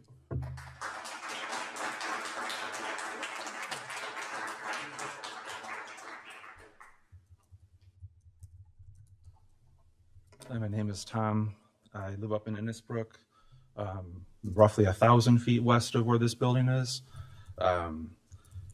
Sorry if this is a little disjointed. A lot of the things I wanted to cover have already been covered. But I wanted to start with the actual like big picture, the long range plan, the comprehensive plan that Downers Grove has. With this entire office park currently zoned OR, with the exception of obviously Parker's Restaurant, which is appropriately zoned B2. I'd like to talk about the Planning and Zoning Commission. On their own website, their first duty that's listed is to prepare and recommend to the corporate authorities, the village, a comprehensive plan for the present and future development or redevelopment of the village. Now, the village, or the Planning Commission, was very clear at the end of the meeting that they were specifically only looking at the zoning request in front of them. They were not looking at the long-term impact beyond that. So while the impact studies for traffic, which has obviously been a bone of contention, for emergency services, for utilities, excuse me, for everything else may have passed for one building. As the gentleman just discussed about the distressed office properties around there, you've got 6 buildings that could be converted potentially. So we're not talking about a potential for 184 units of residential. We're talking about 700, 1,000. I don't know how many you could fit in these buildings that exist now. So as far as there being apparently multiple buildings that are going to be looking for redevelopment, there might be an opportunity as part of a true long-range plan to put something, replace the entire office park with something, as opposed to allowing one building to set the tone where there's no long-range plan. Because when you look at the long-range plan, it's very specific to the downtown, to Fairview, to where the new hospital is going in. It doesn't cover, it leaves this area zoned office and research. So if we only look at, converting this building to an apartment without looking at the long-range impacts of potentially 5 other buildings being converted to apartments, that's what I want the village council to do, is step back and look at the long-range impact that the Planning and Zoning Commission did not. They denied to look at the bigger picture, except for the one gentleman that was outvoted. What we need to do is look at the big picture here, what this area will become long-term, and what the impacts of up to 1,000 cars or whatever are on traffic, what the impacts of all these buildings are on utilities, on emergency services, on everything else. So that's what I hope the village council is able to do here, is slow this process down, step back, and look at the big picture. Because again, the zoning commission made it very clear at the end of the meeting, they are only voting on this specific zoning variance request. So that's kind of my main point here. Just let me cover a couple other things quickly. Now looking at the idea of, they presented a slide on this being a walkable location. If my kids ever crossed Highland or walked to Yorktown, they'd be grounded. We don't want more people on foot, walking to Yorktown Mall from where we live. And I don't know if anyone's been to Lyman Woods the day after it rains. I would recommend just not going. It's not necessarily a pleasant place to be when it's soaked. So yes, you can walk from this building to Lyman Woods. I would not recommend it unless the weather has been good. I did look up, there's something called a walk score. I assume most people are familiar with it. It judges on a scale of 0 to 100 how walkable a location is. The high density place going, just down the street here where the village hall used to be and the police department used to be, has a walkability score in the low 90s. It's extremely walkable, highly desirable place for apartments. You can obviously walk to the Tivoli, restaurants, businesses, access to the train station. You can live without a car if you really wanted to. The walk score for this place is like in the 30s. It says car dependent. So the idea that you would walk anywhere, well, it may be green to reuse the building. We're creating a very high density location of 100% car dependent people. There's a new grocery store called Fresh Market apparently going into the Yorktown development. These people are not going to generate as much sales tax revenue for Downers Grove as maybe we would hope. They're going to shop at Target. They're going to shop at Walmart in Glen Ellen, Target in Lombard, this new grocery store in Lombard. So while there may be some spillover, they're not going to be coming down into our downtown area nearly as much as we wish they would. It's the apartments in the downtown area that create the connection to the village of Downers Grove, that create the neighborhood that we all moved here for. I started out in the condos over by Fishel Park. We loved Downers Grove, we wanted to stay. We found this neighborhood that's been appropriately described as secluded but accessible. So then when we chose to start a family, we found a house up here at the north end of town, and we have loved every minute of it. And my daughter spoke at the first meeting, the zoning commission meeting. She just graduated college. She would not want to live in these new places. She would want to live in the new ones going in downtown, because of that walkability. It extends the kids' college experience. Highly desirable to be in a walkable location. I would also argue that none of these gentlemen were at the open house. You were. We had the former mayor speak, who had not even watched the zoning commission meeting, which was a little bit surprising that he walked into that room without knowing what we had all said before. There was a lot more discussion about the problems and the big picture than the couple of questions they presented on that slide. I would argue that they mischaracterized that meeting, but none of them were there. I was there.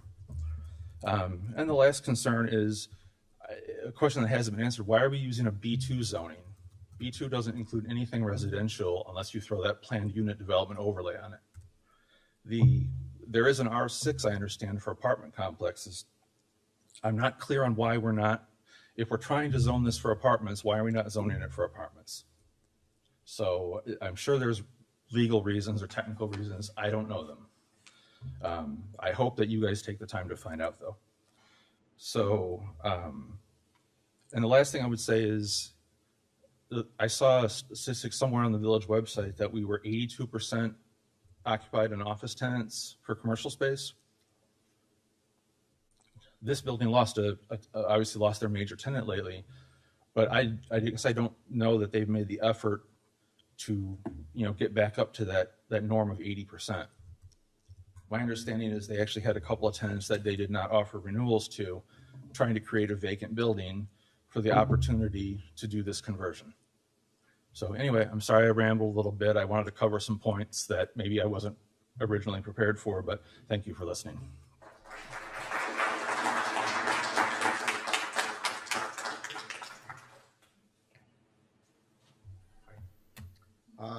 Michael Borsalino. I'm the proud father of 3 students at Highland, and proud member of the community. Had my family here. We've chosen to bring all our kids here.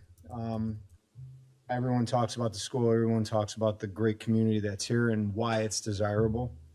And I would just like to echo what everyone here already said. I think that everyone made a bunch of fantastic points. The schools is the concern of mine. Highland is at capacity. Bel Air is at capacity. Obviously, the 6th graders now moved over to Herrick. That is to then lighten the load, as you all know, okay? And they're still at capacity. I think once again, my concern is if the zoning and this building happens, where does it stop because of the other vacancies there? Are we all of a sudden going to build a school back there? Are we all of a sudden going to jam in 35 kids instead of the current 26 kids per class right now, which I think is still over what it should be? The target is 20, right? So that's 6 extra kids per class at Highland right now. Bel Air is in the same boat. I don't see where it ends if this does happen and this domino falls. How many more are we going to put is my concern. I thought everybody else made great points, and I'm not going to ramble on. So, thank you.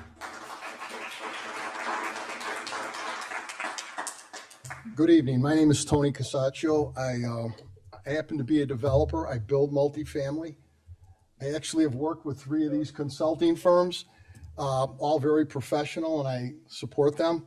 However, this development, in my opinion, with the amount of development already occurring in Lombard at Yorktown and other areas, our office will soon be moving to Downers Grove, so I am clearly committed to the community. And I think at this point, the comment regarding a comprehensive land study should be done in this entire corridor. We're actually going to be moving to the Highland Landmark facility, and we're taking 3.5 floors of a building over there. However, there's still a lot of vacancy, and the owners of the buildings are making a lot of deals, which is going to hopefully bring some people and hopefully fill those up. But I don't know the financial strength of the owners of these buildings, and I would like to ask the developer, have they done a market study and determine what the velocity of this project's going to be? Velocity, with all the growth that has taken place in this particular market, in my professional opinion, is going to be very slow, and that building is very expensive to build it. So what's going to happen down the road, if this does get started, assuming they build it, the absorption is going to be slow, the rent per square foot is going to drop, and what we're going to have is a situation where the building is not going to be potentially maintain as well as it should be because the revenue simply won't be there. It's the nature of our business. You go into a project, you have to do a market study to determine your rent. They may have done one. I did not hear any of that tonight. And I think it's short-sighted if we don't consider, one, the comprehensive plan for the area, two, to make sure the financing to build this is available to them in whatever capacity. Are they getting tax credits for this? Is there any kind of low-income housing tax credits that are made available? The concern is that this will then become a different type of building or a different demographic for the building. I did hear about the comments at the Plan Commission. It's unfortunate. Mayor, I believe you're saying what goes on the record is something everybody should think about before they say it. That particular comment about, everybody knows what the comment was. So the point being, we should be asking the question, has a market study been done? What is the velocity projected to be? Is the financing available? And if so, is it conventional or is it a tax credit type of deal? And finally, the comprehensive land plan is critical. You're going to have a fairly large area of land. If those other office buildings ultimately become vacant, now is the time to be thinking about what we can do to the entire area and not impact the residents of Mistwood and all the other subdivisions. I've only lived here for 6 years, so I'm not familiar with every name, but I know the area. And my comment again is slow this down a bit and make sure all of these boxes are checked, because the last thing any of us want is a building to start and can't get completed because the rents aren't going to be achieved or a myriad of other issues that could pop up. That's all I have to say. Thank you very much.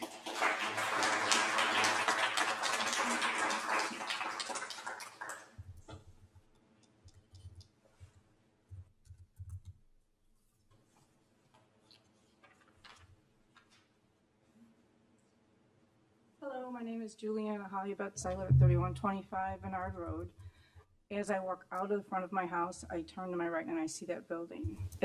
We bought our home 31 years ago knowing that building was there and that it was an office building, and that was fine.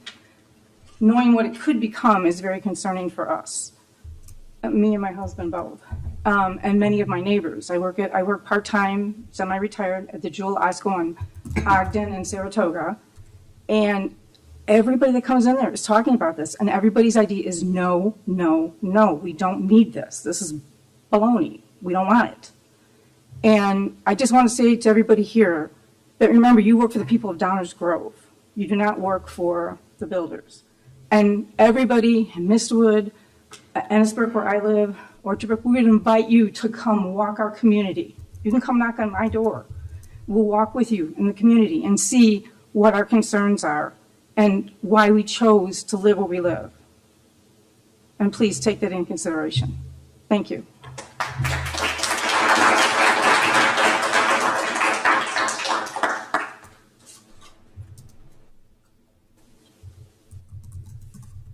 Hi, my name's Nikki O'Farrell. I grew up in Oak Creek. I currently live in Oak Creek. We love it. We love Downers. We've been here our entire lives. Everyone pretty much covered everything, and I agree with what everyone has said. My one question was, in the slides tonight, they said that there will be no subsidized housing and no housing vouchers. How can you discriminate against someone with a housing voucher? Don't you have to give everyone the right to apply? As a real estate professional, specifically in the multifamily sector, I can say that I'm not allowed to discriminate against someone that comes in and applies for an apartment with a voucher. So just something that I'm gonna put on your radar. I wanna know how they're gonna handle that. That's it. Thank you.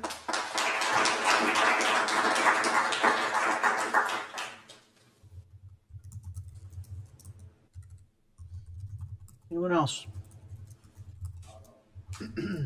Come on down. Hello, Bob. How are you? Good. Council members.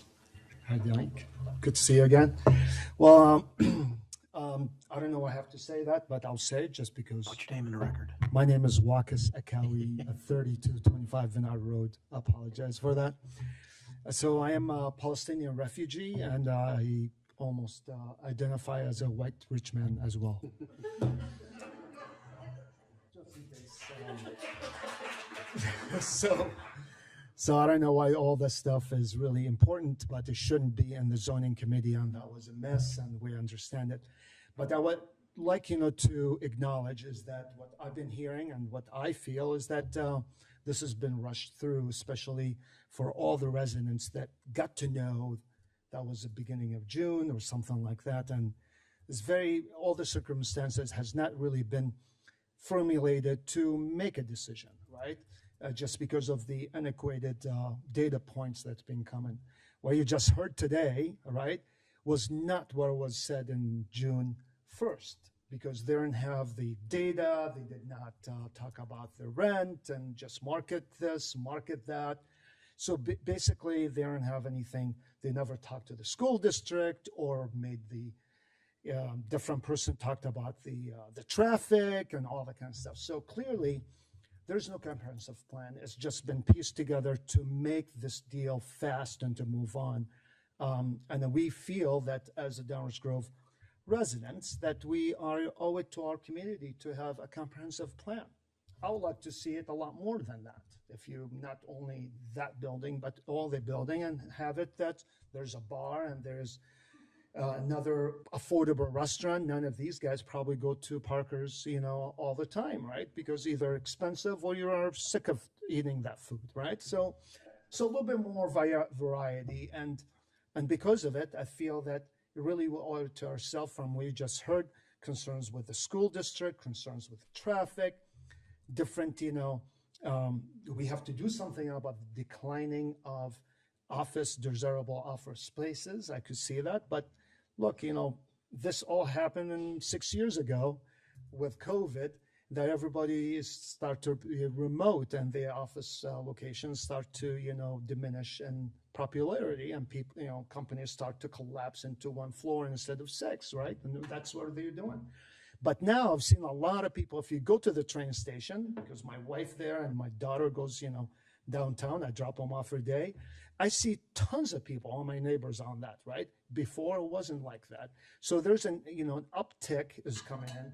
And, 10 years from now, 4 years from now, which is a 10 years period from when the COVID started, is going to be a different environment. So I would like, in conclusion, is that to consider all the things that have been brought today, from, the people moved to Downers Grove because they don't want to have high density in Chicago. That's my neighbor said. I left, the density over there to have more space. I don't want to have more. I don't want to raise my kids that way. So homeowners bought into that idea and they moved to Downers Grove. So there's essentially good things there that a lot of people might leave because that would not be the case. So for me, consider the circumstances of all those points.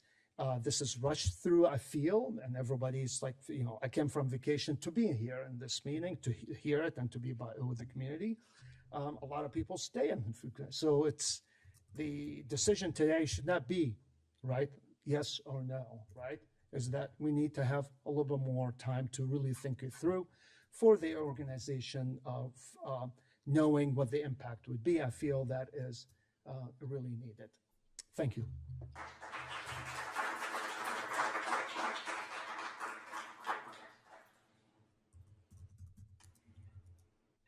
Anyone else? Okay.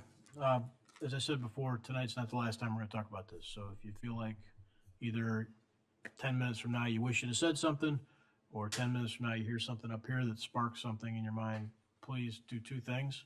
Come to the next meeting, we want to hear it, and reach out to all of us in between, okay? That's part of the process.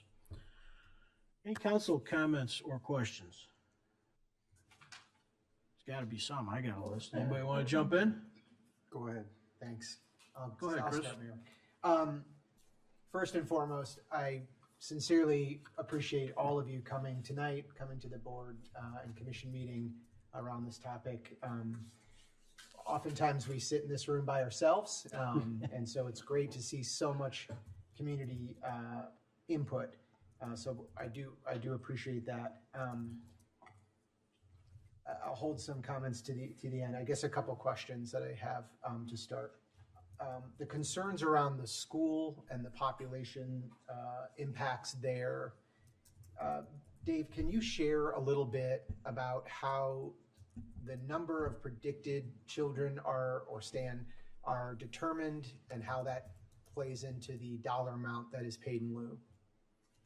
Yes, our subdivision code requires donation of park and school land within a subdivision or planned unit development. That amount of land is based on projected residents, including school-age children, both at the grade school and the high school. These are tables that have been developed over many years in northern Illinois, and they're applied in many communities throughout the region. They have, based on research of the land use types that we've experienced in this region, there are certain residents per unit based on bedroom count, et cetera, that are in there. And so when you heard Stan go through those numbers earlier today, those are what those numbers are for. It's trying to equate the amount of land necessary for school and park services. And do I remember correctly, the number of estimated students was less than 20 based on the bedrooms and that kind of thing? We can get that count for you next time. That would be great. But I think it was under 20, if I recall. Water and sewer, we seem to be pretty familiar with as a village. I'm just curious, we did an assessment. We had some kind of measurement or understanding of what's there and its capacity to handle residential. Can you talk a little bit about that? Sure. When we look at utilities, the village of Downers Grove, when we say sewer and water, we provide water, drinkable water, and we manage stormwater. Sanitary sewer is handled by the Downers Grove Sanitary District. On the water, drinkable water, we have a modeling system that we use to understand capacity and what our water system can serve. So one of the things we generally look at when a proposal comes through is we ask the folks in our Public Works Water Division, do we think it's adequately sized to serve it? If necessary, they'll run a model, but they look at that as part of our course of business in doing the review. The conclusion is that it's adequate water service here. For stormwater management, you heard Stan talk about a reduction in the amount of impervious area, which would equate to a reduction in the stormwater runoff. For the sanitary district, they do their own capacity analysis. I'll ask Stan if the sanitary district has weighed in as part of the review process. We just had a conceptual approval for it. Conceptual. Okay.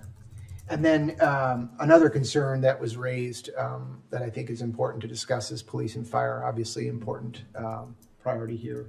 I know we know the chief of police pretty well here at the village. Anything that, any concerns about access or capacity, that type of thing? Sure. For those who aren't familiar with the structure and don't think about their structure of the government, the police and fire are part of the village of Downers Grove. They report in through me as the village manager. And when Stan reads the staff recommendation, that includes recommendations from all departments, and police and fire are part of our review team. They are aware of the development. If there were any concerns, we would pass them along as part of our staff analysis. Excellent. And then I think one of the questions I had for the developer who mentioned a project on Dundee, was that specifically an office to residential conversion? Can you come up and talk a little bit about that? Yes, so it was entirely commercial. It was occupied by Cole Taylor Bank and a college, I believe. And once it was vacant, we turned it into partially mixed-use building. Yeah. So on the first floor, we have commercial, where it's occupied by medical offices, and above it will be residential. And is this a completed project or work in progress? It's almost completed. First floor is entirely occupied now, and we are finishing the residential. And how many units there, roughly? 40, I think, 50. 40. Okay. Thank you. Appreciate that. I think one of the things that I'm trying to understand is the impact of this change. It is something that I don't think we've done here in Downers Grove yet. I am a little surprised, given that this building is surrounded by other buildings, but I also understand the concern of the domino effect. So I think that's a fair point, something we have to consider. I also happen to agree that we have a lot of vacant office buildings, and how we deal with those is important. And so I will say that my initial reaction to this was it seemed like a good reuse, and I think I continue to have that with some questions. I am certainly encouraged with the green space addition. I think that sort of counterbalances the floor area ratio. From there, we're not adding height to this building, which is important. And I think I'll just say I appreciate and understand maybe some of the misconception of who we work for. And it does get to me a little bit when people think we are simply working for developers, because 90% of the decisions we make up here are for the residents, and this could also, I think, benefit residents. So I worry a little bit about that characterization. I understand. You all had your chance to speak, right? So I like my turn. I understand some of the concerns. I think we can review those. It is interesting hearing about the apartments downtown, and that's where they belong. And I think we could probably pull up a lot of minutes and recordings of meetings of how the folks didn't want any apartments downtown. So there's sort of a little bit about where does this stuff go. I think that's all I'll say for now. I'm curious as to what my colleagues have to say on this. And I will say I also did watch the boards and commission and felt most folks brought reasoned arguments. There was some stuff there that I was a little embarrassed about, to be honest. So I think I'll leave it at that for now. Thank you, Mayor. Thank you. Mike? Sure. I'm going to keep my comments short too, since we're not all seven of us here tonight, and we get at least one more chance to consider.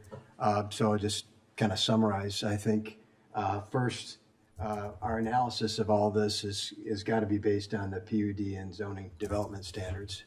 So I'm not sure that some of the other things that are, that are concerns are necessarily pertinent or germane to our decision process here, rightly or wrongly. That's just the way it is.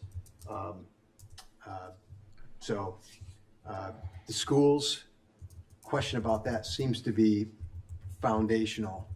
I'm an architect, so that we're kind of building everything on that. So that's the recurring theme I'm hearing. I did attend one of the recent open houses, and I have looked at a number of emails and appreciate all the concerns and public involvement, because that's how we get to the right decision. But it seems to me that so much of this kind of starts at concern about the schools and radiates out from there. And I get that, but I'm wondering, have we ever made a decision about a zoning ordinance request, for a change of this nature based on an impact to the schools? Have we ever? I can't sit here and think of one where it's been an integral part of the decision. I'm sure that impacts to schools are part of the conversation because of, in our subdivision code, we talk about land donation and impact on parks and schools. And we have a liaison member of the Planning and Zoning Commission that represents the interests of the schools. So the input from the schools are an important part of our zoning review. That's right. And I know as a former school board member too, that we had great relations with the village about things of all sorts of nature, including things like this. And I think I'm hearing concerns, but it's kind of noticeable to me, who am I not hearing this concern from? I'm not hearing this concern from District 58. I'm not hearing this concern from District 99 with their elected leaders or their administration and staff. And I know that they have provided some commentary on this, and I know for a fact that if they had concerns about meeting a need here, we would hear from them. So I want to get that out there. Unfortunate about that New York example today. Not a lot of reasons, not just the timing of and coincidence with our meeting. One thing to note there is that I believe they were adding additional floors to that building. That could have impacted something to do with additional loading on the building and the structure there. It would be interesting to see what comes out of that. But by and large, I know an office building like this is designed with rather clear and open spaces and minimal columns, and so filling that in with non-load bearing partitions and such is not really much of a concern. But this is a pretty costly endeavor to take a building that was built for one purpose, try to modify it for to do something different like this. And I think it's worth noting that it takes a certain economic environment to make something like this even feasible, to make the math work on this. So I guess I would much rather see something like this preserved than torn down. And I definitely am interested in things that will fill these buildings up. So also have some concern about some of the voiced trust in the engineering and the professionals involved, right? So for instance, taking a look at the traffic, the firm that is doing the traffic study here is a firm that in fact our village has used countless times and depend upon for accurate information.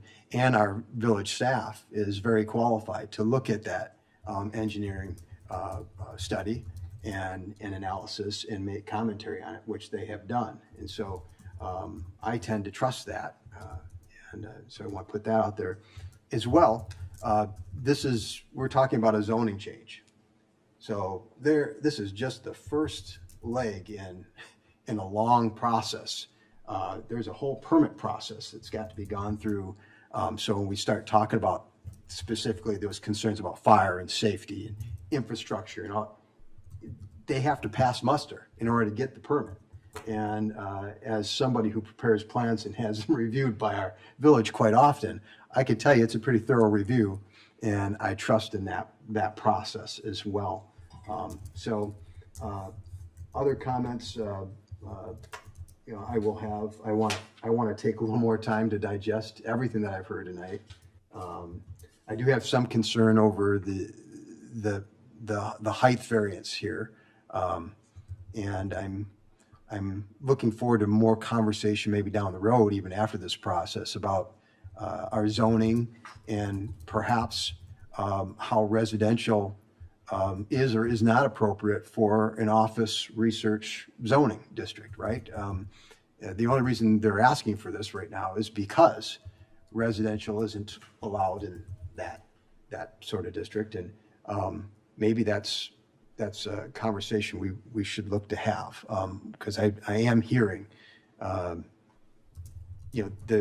having a long view on all this, a plan for this corridor area. Almost wish that this had been one of our focus areas, even because it's something that's just sitting there, and you know that there's some change coming, right? And to get in front of that makes some sense. But I don't see where approving this or disapproving this it necessarily it hinders us in any way from having that conversation going forward. In fact, it just sort of sparks the need for maybe having that conversation. We'll be talking about zoning in the coming months, and so maybe this can be part of that conversation. So I said I took a lot of other notes, still a lot more to review, and I look forward to maybe even a fuller conversation next time with all 7 of us. So thank you, Mayor. Thanks, Mike. Tammy, Rob, got anything? Thank you, Mayor. I want to thank everybody for their comments tonight and expressing their concerns. And I too need time to absorb all of the information received tonight, received a while ago, and I do believe this is a conversation that needs to continue. And I just had one technical question. I know it was stated early in the presentation, but could someone refresh the recollection of what the 3 deviations from the code are besides the other? I know what's the height variance, what were the other 2? Let me look at the step forward just so I make sure I'm correct on what we're doing. So there's a floor area ratio, which is the existing structure, the height, and then the setback along the interstate there. And that had to do with the existing parking field that's there. And that would be partially converted green space, but there's still some parking and the amenity space there as well. Okay, and are these typically deemed reasonable asks in terms of the types of deviation sought? These are somewhat of the typical requests.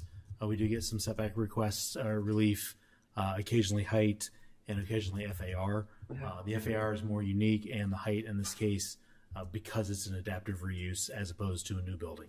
Okay, thank you. Just a couple. More than anything, just to clarify some questions and things I heard tonight. Mike, you already touched on this. I heard a few community members mention that the schools have not been notified, they're not aware, they were surprised by this application. I don't believe that is correct, right? I've spoken with Superintendent Thiele from District 99 and Superintendent Russell from District 58. They are aware of the proposal. Okay. Hey guys, hang on. Hey guys, time out, stop. We can't have an actual public meeting where people just kind of shout stuff out, right? I mean, just think it through a minute. That's not reasonable. What if we sat up here and somebody was at the podium and we just started shouting stuff out, right? We're trying to have a process that's inclusive. It's inclusive and flexible and accommodating and transparent. And tonight's not the last night. But as I mentioned before, this isn't a debate or a meeting with the public. This is a meeting open to the public. So the point in time that we're at now in this meeting is this group is going to talk. One of the great things about our process and our democracy and the way Village of Downers Grove is you get to hear all that, good, bad, or otherwise. We're going to have another meeting. Please do not just sit there and shout out reactions to what anybody up here might say. We just won't be able to operate that way. We'll just have to wrap it up and do something else, which would be kind of ridiculous. So just think about the process I'm trying to lay out here. That is how we work. That is how our meetings run. It's not unique to me. It is not unique to this council. And everybody's going to get a chance to speak again and probably again after that. And we want to hear it all. But right now, what's going to happen is this group's going to discuss things. Rob, please. Thank you, Mayor. And neither D58 or 99 have expressed any concerns about this project to date, correct? That is correct. All right.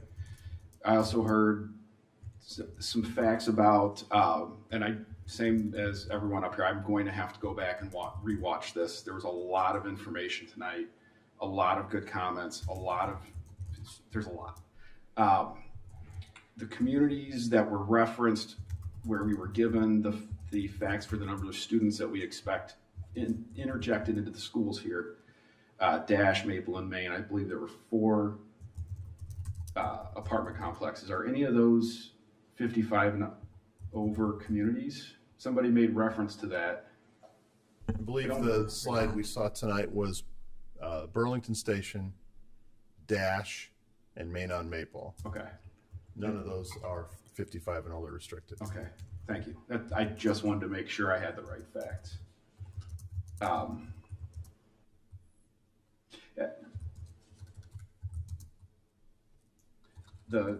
Honestly, I have a problem with the traffic, all the issues that have been raised tonight regarding traffic. KLOA gave us a traffic study, just common sense. We have an office is going to generate more cars coming in and out than a building with these people. Our traffic study is telling us it's going to be 75 less cars generated by this project. It's at a lighted intersection. There's no access to the neighborhoods. I'm struggling truthfully with this argument about traffic up here tonight. I understand many of these concerns, definitely things we're not up here making decisions tonight, which we've heard multiple times.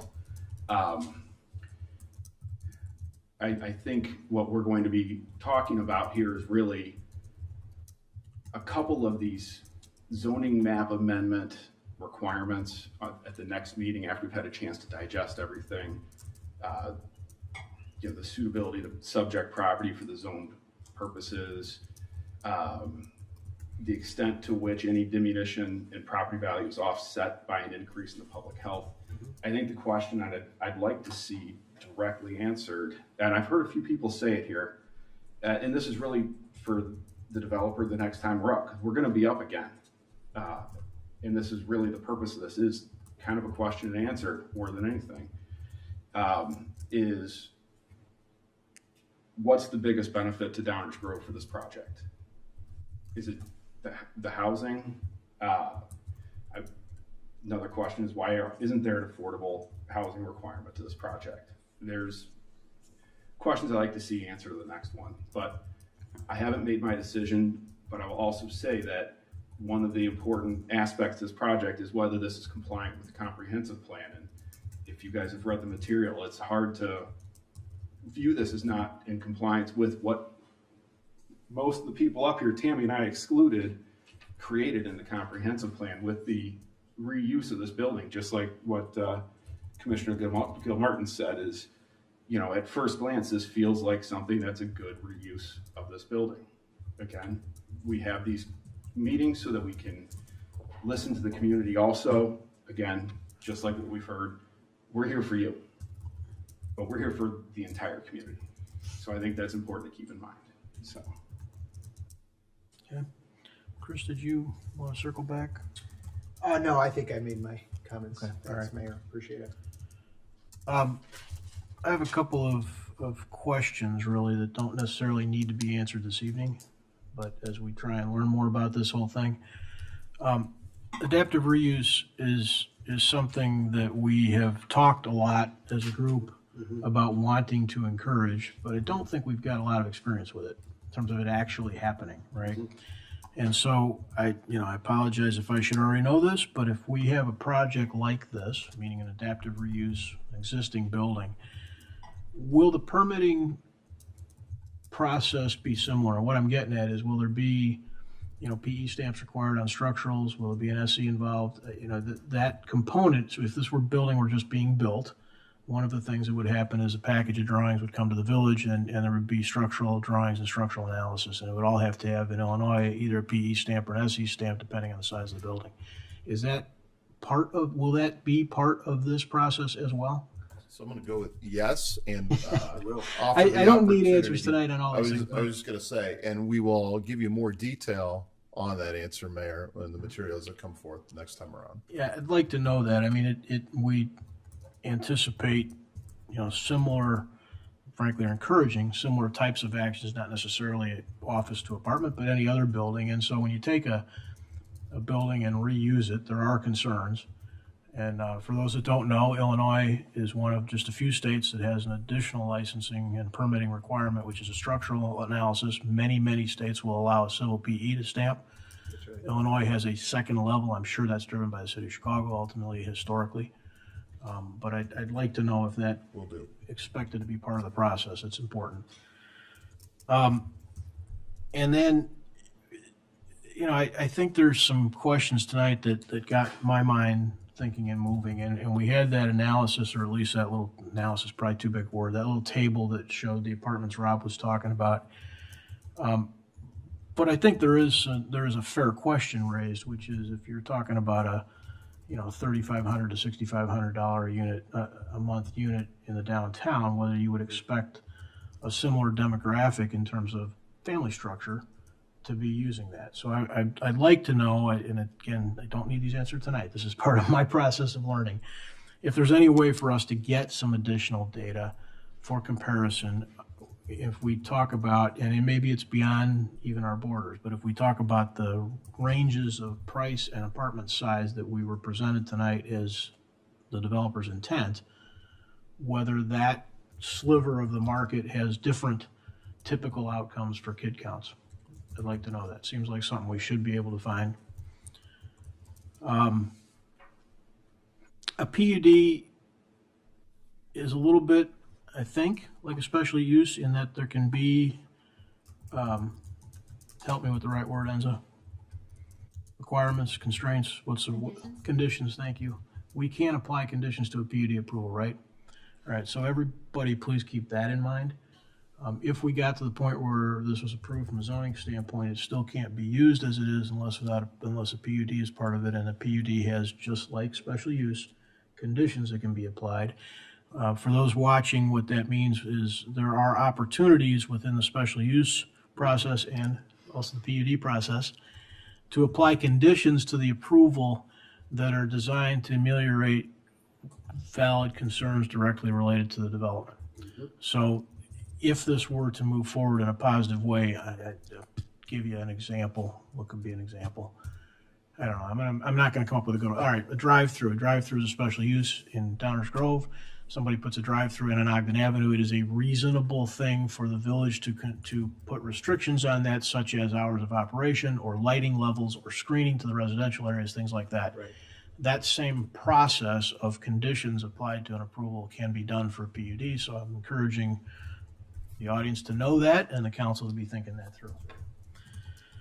And then, is there any way, and I don't necessarily mean this for this moment, but historically, have we considered, I'd like to know if we've ever considered or implemented any kind of zoning transactional freezes. Like, okay, we're not going to allow anything for a period of time, whatever it might be. We're not going to allow any new residential permits to be issued for 90 days. I'd just like to know if we have any history of doing that and if there's a process by which we do that. Good question. Dave, I know you were talking with the school districts, and I'm glad to hear you're talking to them. I'd like to know that we're having similar conversations with the Park District.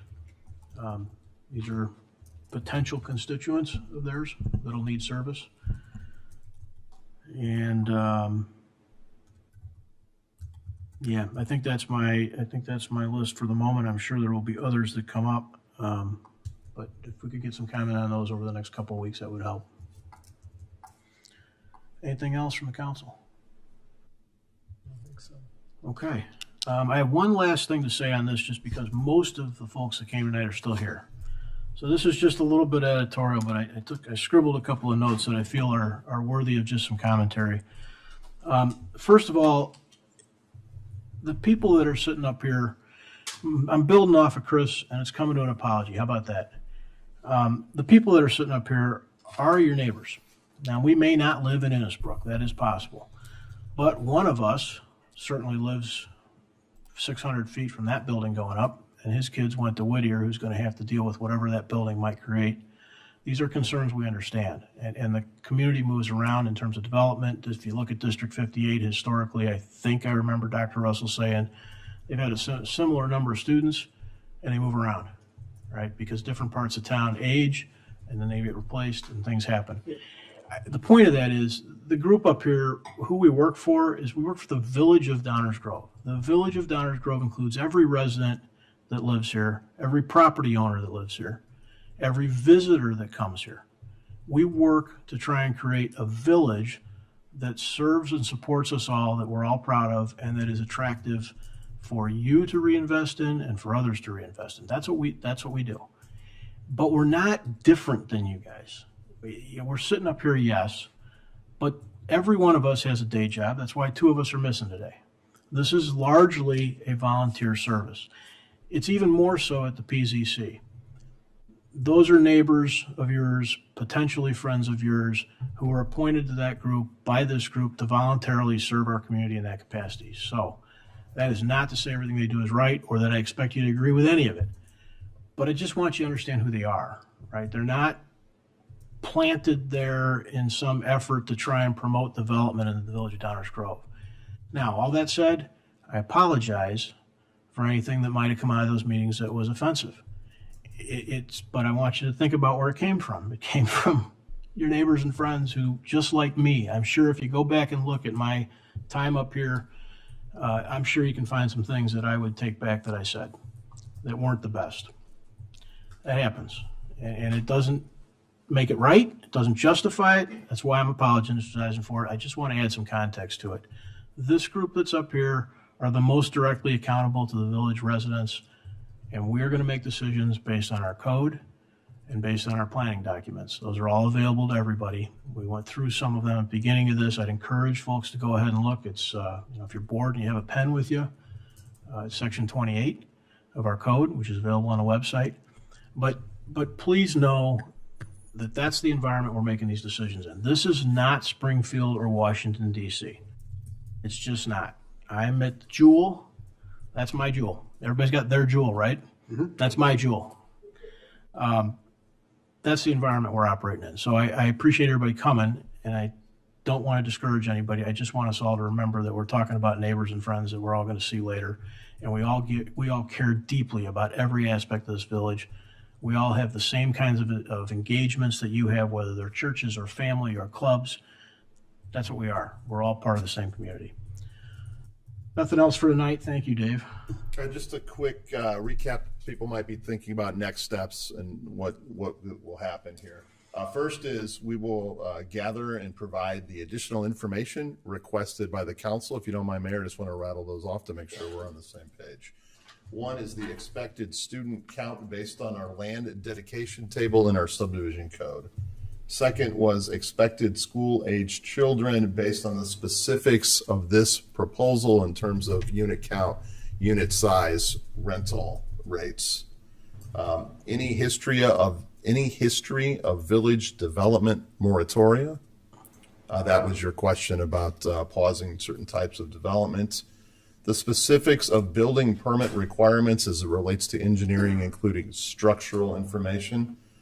Reach out to the Park District to see if they would like to offer any questions or comments on this development. And then a specific question to the developer, please describe the benefits to the village of Downers Grove of this development. So we'll package those up. Mayor? Yeah, please. For the Park District, you're going to look for a formal response from them? I will contact their executive director Okay. in the same way we contacted The schools. the schools, and we'll see. They can offer an informal or formal response. Will be up to them. Thank you. So we'll gather all that information and package it up, not only for the council, but for all the public to see as well. And then as far as placement on village council agenda, it could be as soon as next week. And I will likely place it on the active agenda, which gives the council the opportunity, but not the obligation to vote. So that's the most flexibility allowed for the village council. And again, it provides the opportunity, but not the obligation to vote. And we just encourage folks who are interested in this to check our website.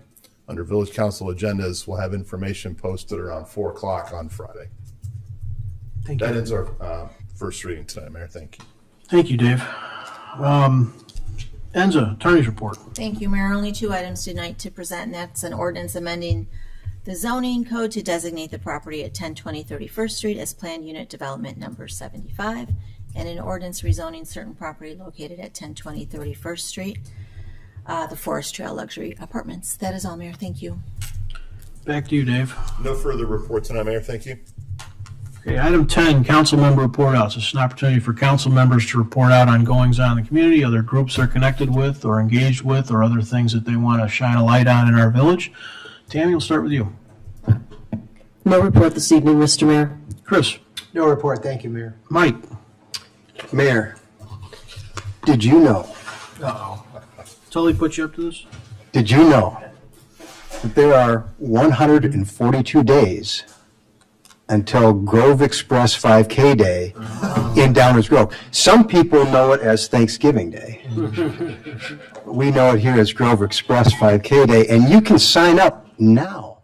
You can go online to Grove Express and sign up, and you'll get $10 off for signing up early. It's a great event for the whole family. We had nearly 6,700 participants last year, so it'd be great if we got over 7,000 this year. It's really become a tradition here in Downers Grove, and my whole family's done it. And you can walk, you don't have to run, but I encourage everyone to sign up and, get ready. You've got time to train. And I would love it if any of the other council members thought that they were quicker than me, might decide to participate. And I take that challenge on. I do it tomorrow to be quicker than him. That's all. Thank you, Mayor. Thanks, Mike. Rob? anybody that stayed in town since we've been here last, I was going to give you Grow Fest, but absolutely incredible job by the Rotary. Grow Fest was incredible. Thank you. Great job by the village with the 4th of July parade. All these incredible events happened since the last time we were here. But a reminder, now that those are all done, Flex Amenity Spaces, Linda Kunze Plaza, the construction is starting. So you probably all see the fences up. Some changes are happening to downtown. So. Yep. That's it. Thank you. Mayor's report, I want to just pick up, Rob, on, I was going to head down your road. I've got some comments and some notes here, and I didn't write it out. I probably should have, so bear with me. I'll see if it even makes sense. But Rob alluded to flexible amenity spaces, Linda Kunze Plaza downtown. Mike, I got a question for you. You're an architect, allegedly. When you design kitchens, Mike, does every one of them have an island? No, not everyone has an island. And when you have clients that come into your house, does every client, couple, household agree on whether they should have an island or not? No, although frequently I have to mitigate these kinds of things. Yeah, I bet. So I say that, and I'm trying to make a point, and I'm trying to have a setting. We have decided as a council, with some input over the last couple of years, including input with Downtown Management Corporation, to make some pretty significant changes to the physical layout and structure of some of our downtown areas. They are going to make permanent some changes. And that process started yesterday, I think. And so I just want to try and set some expectations.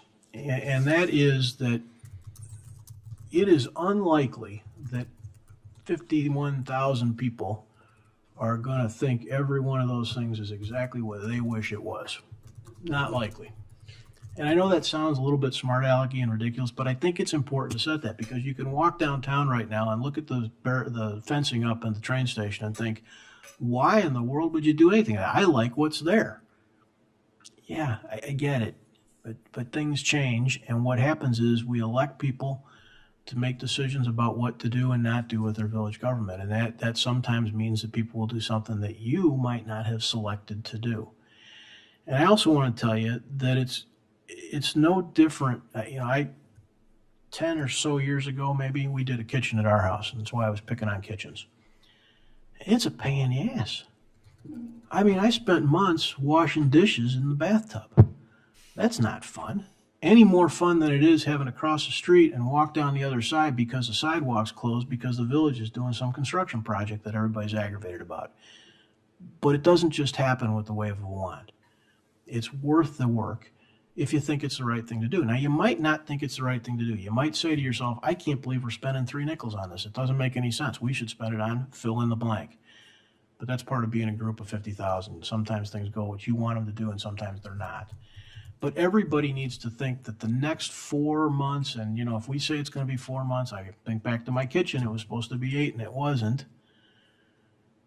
Everybody here is trying to plan. The village has a long history. The village itself has a long history of doing a really good job of planning and estimating both time and cost of projects. That is a fact. You can go back and look at a million things, from Fire Station 2 20 years ago to this building to a laundry list of things. We're doing a really good job. All that said, I can tell you the people working on the building down there, McShane, are a little aggravated how much it's rained this year.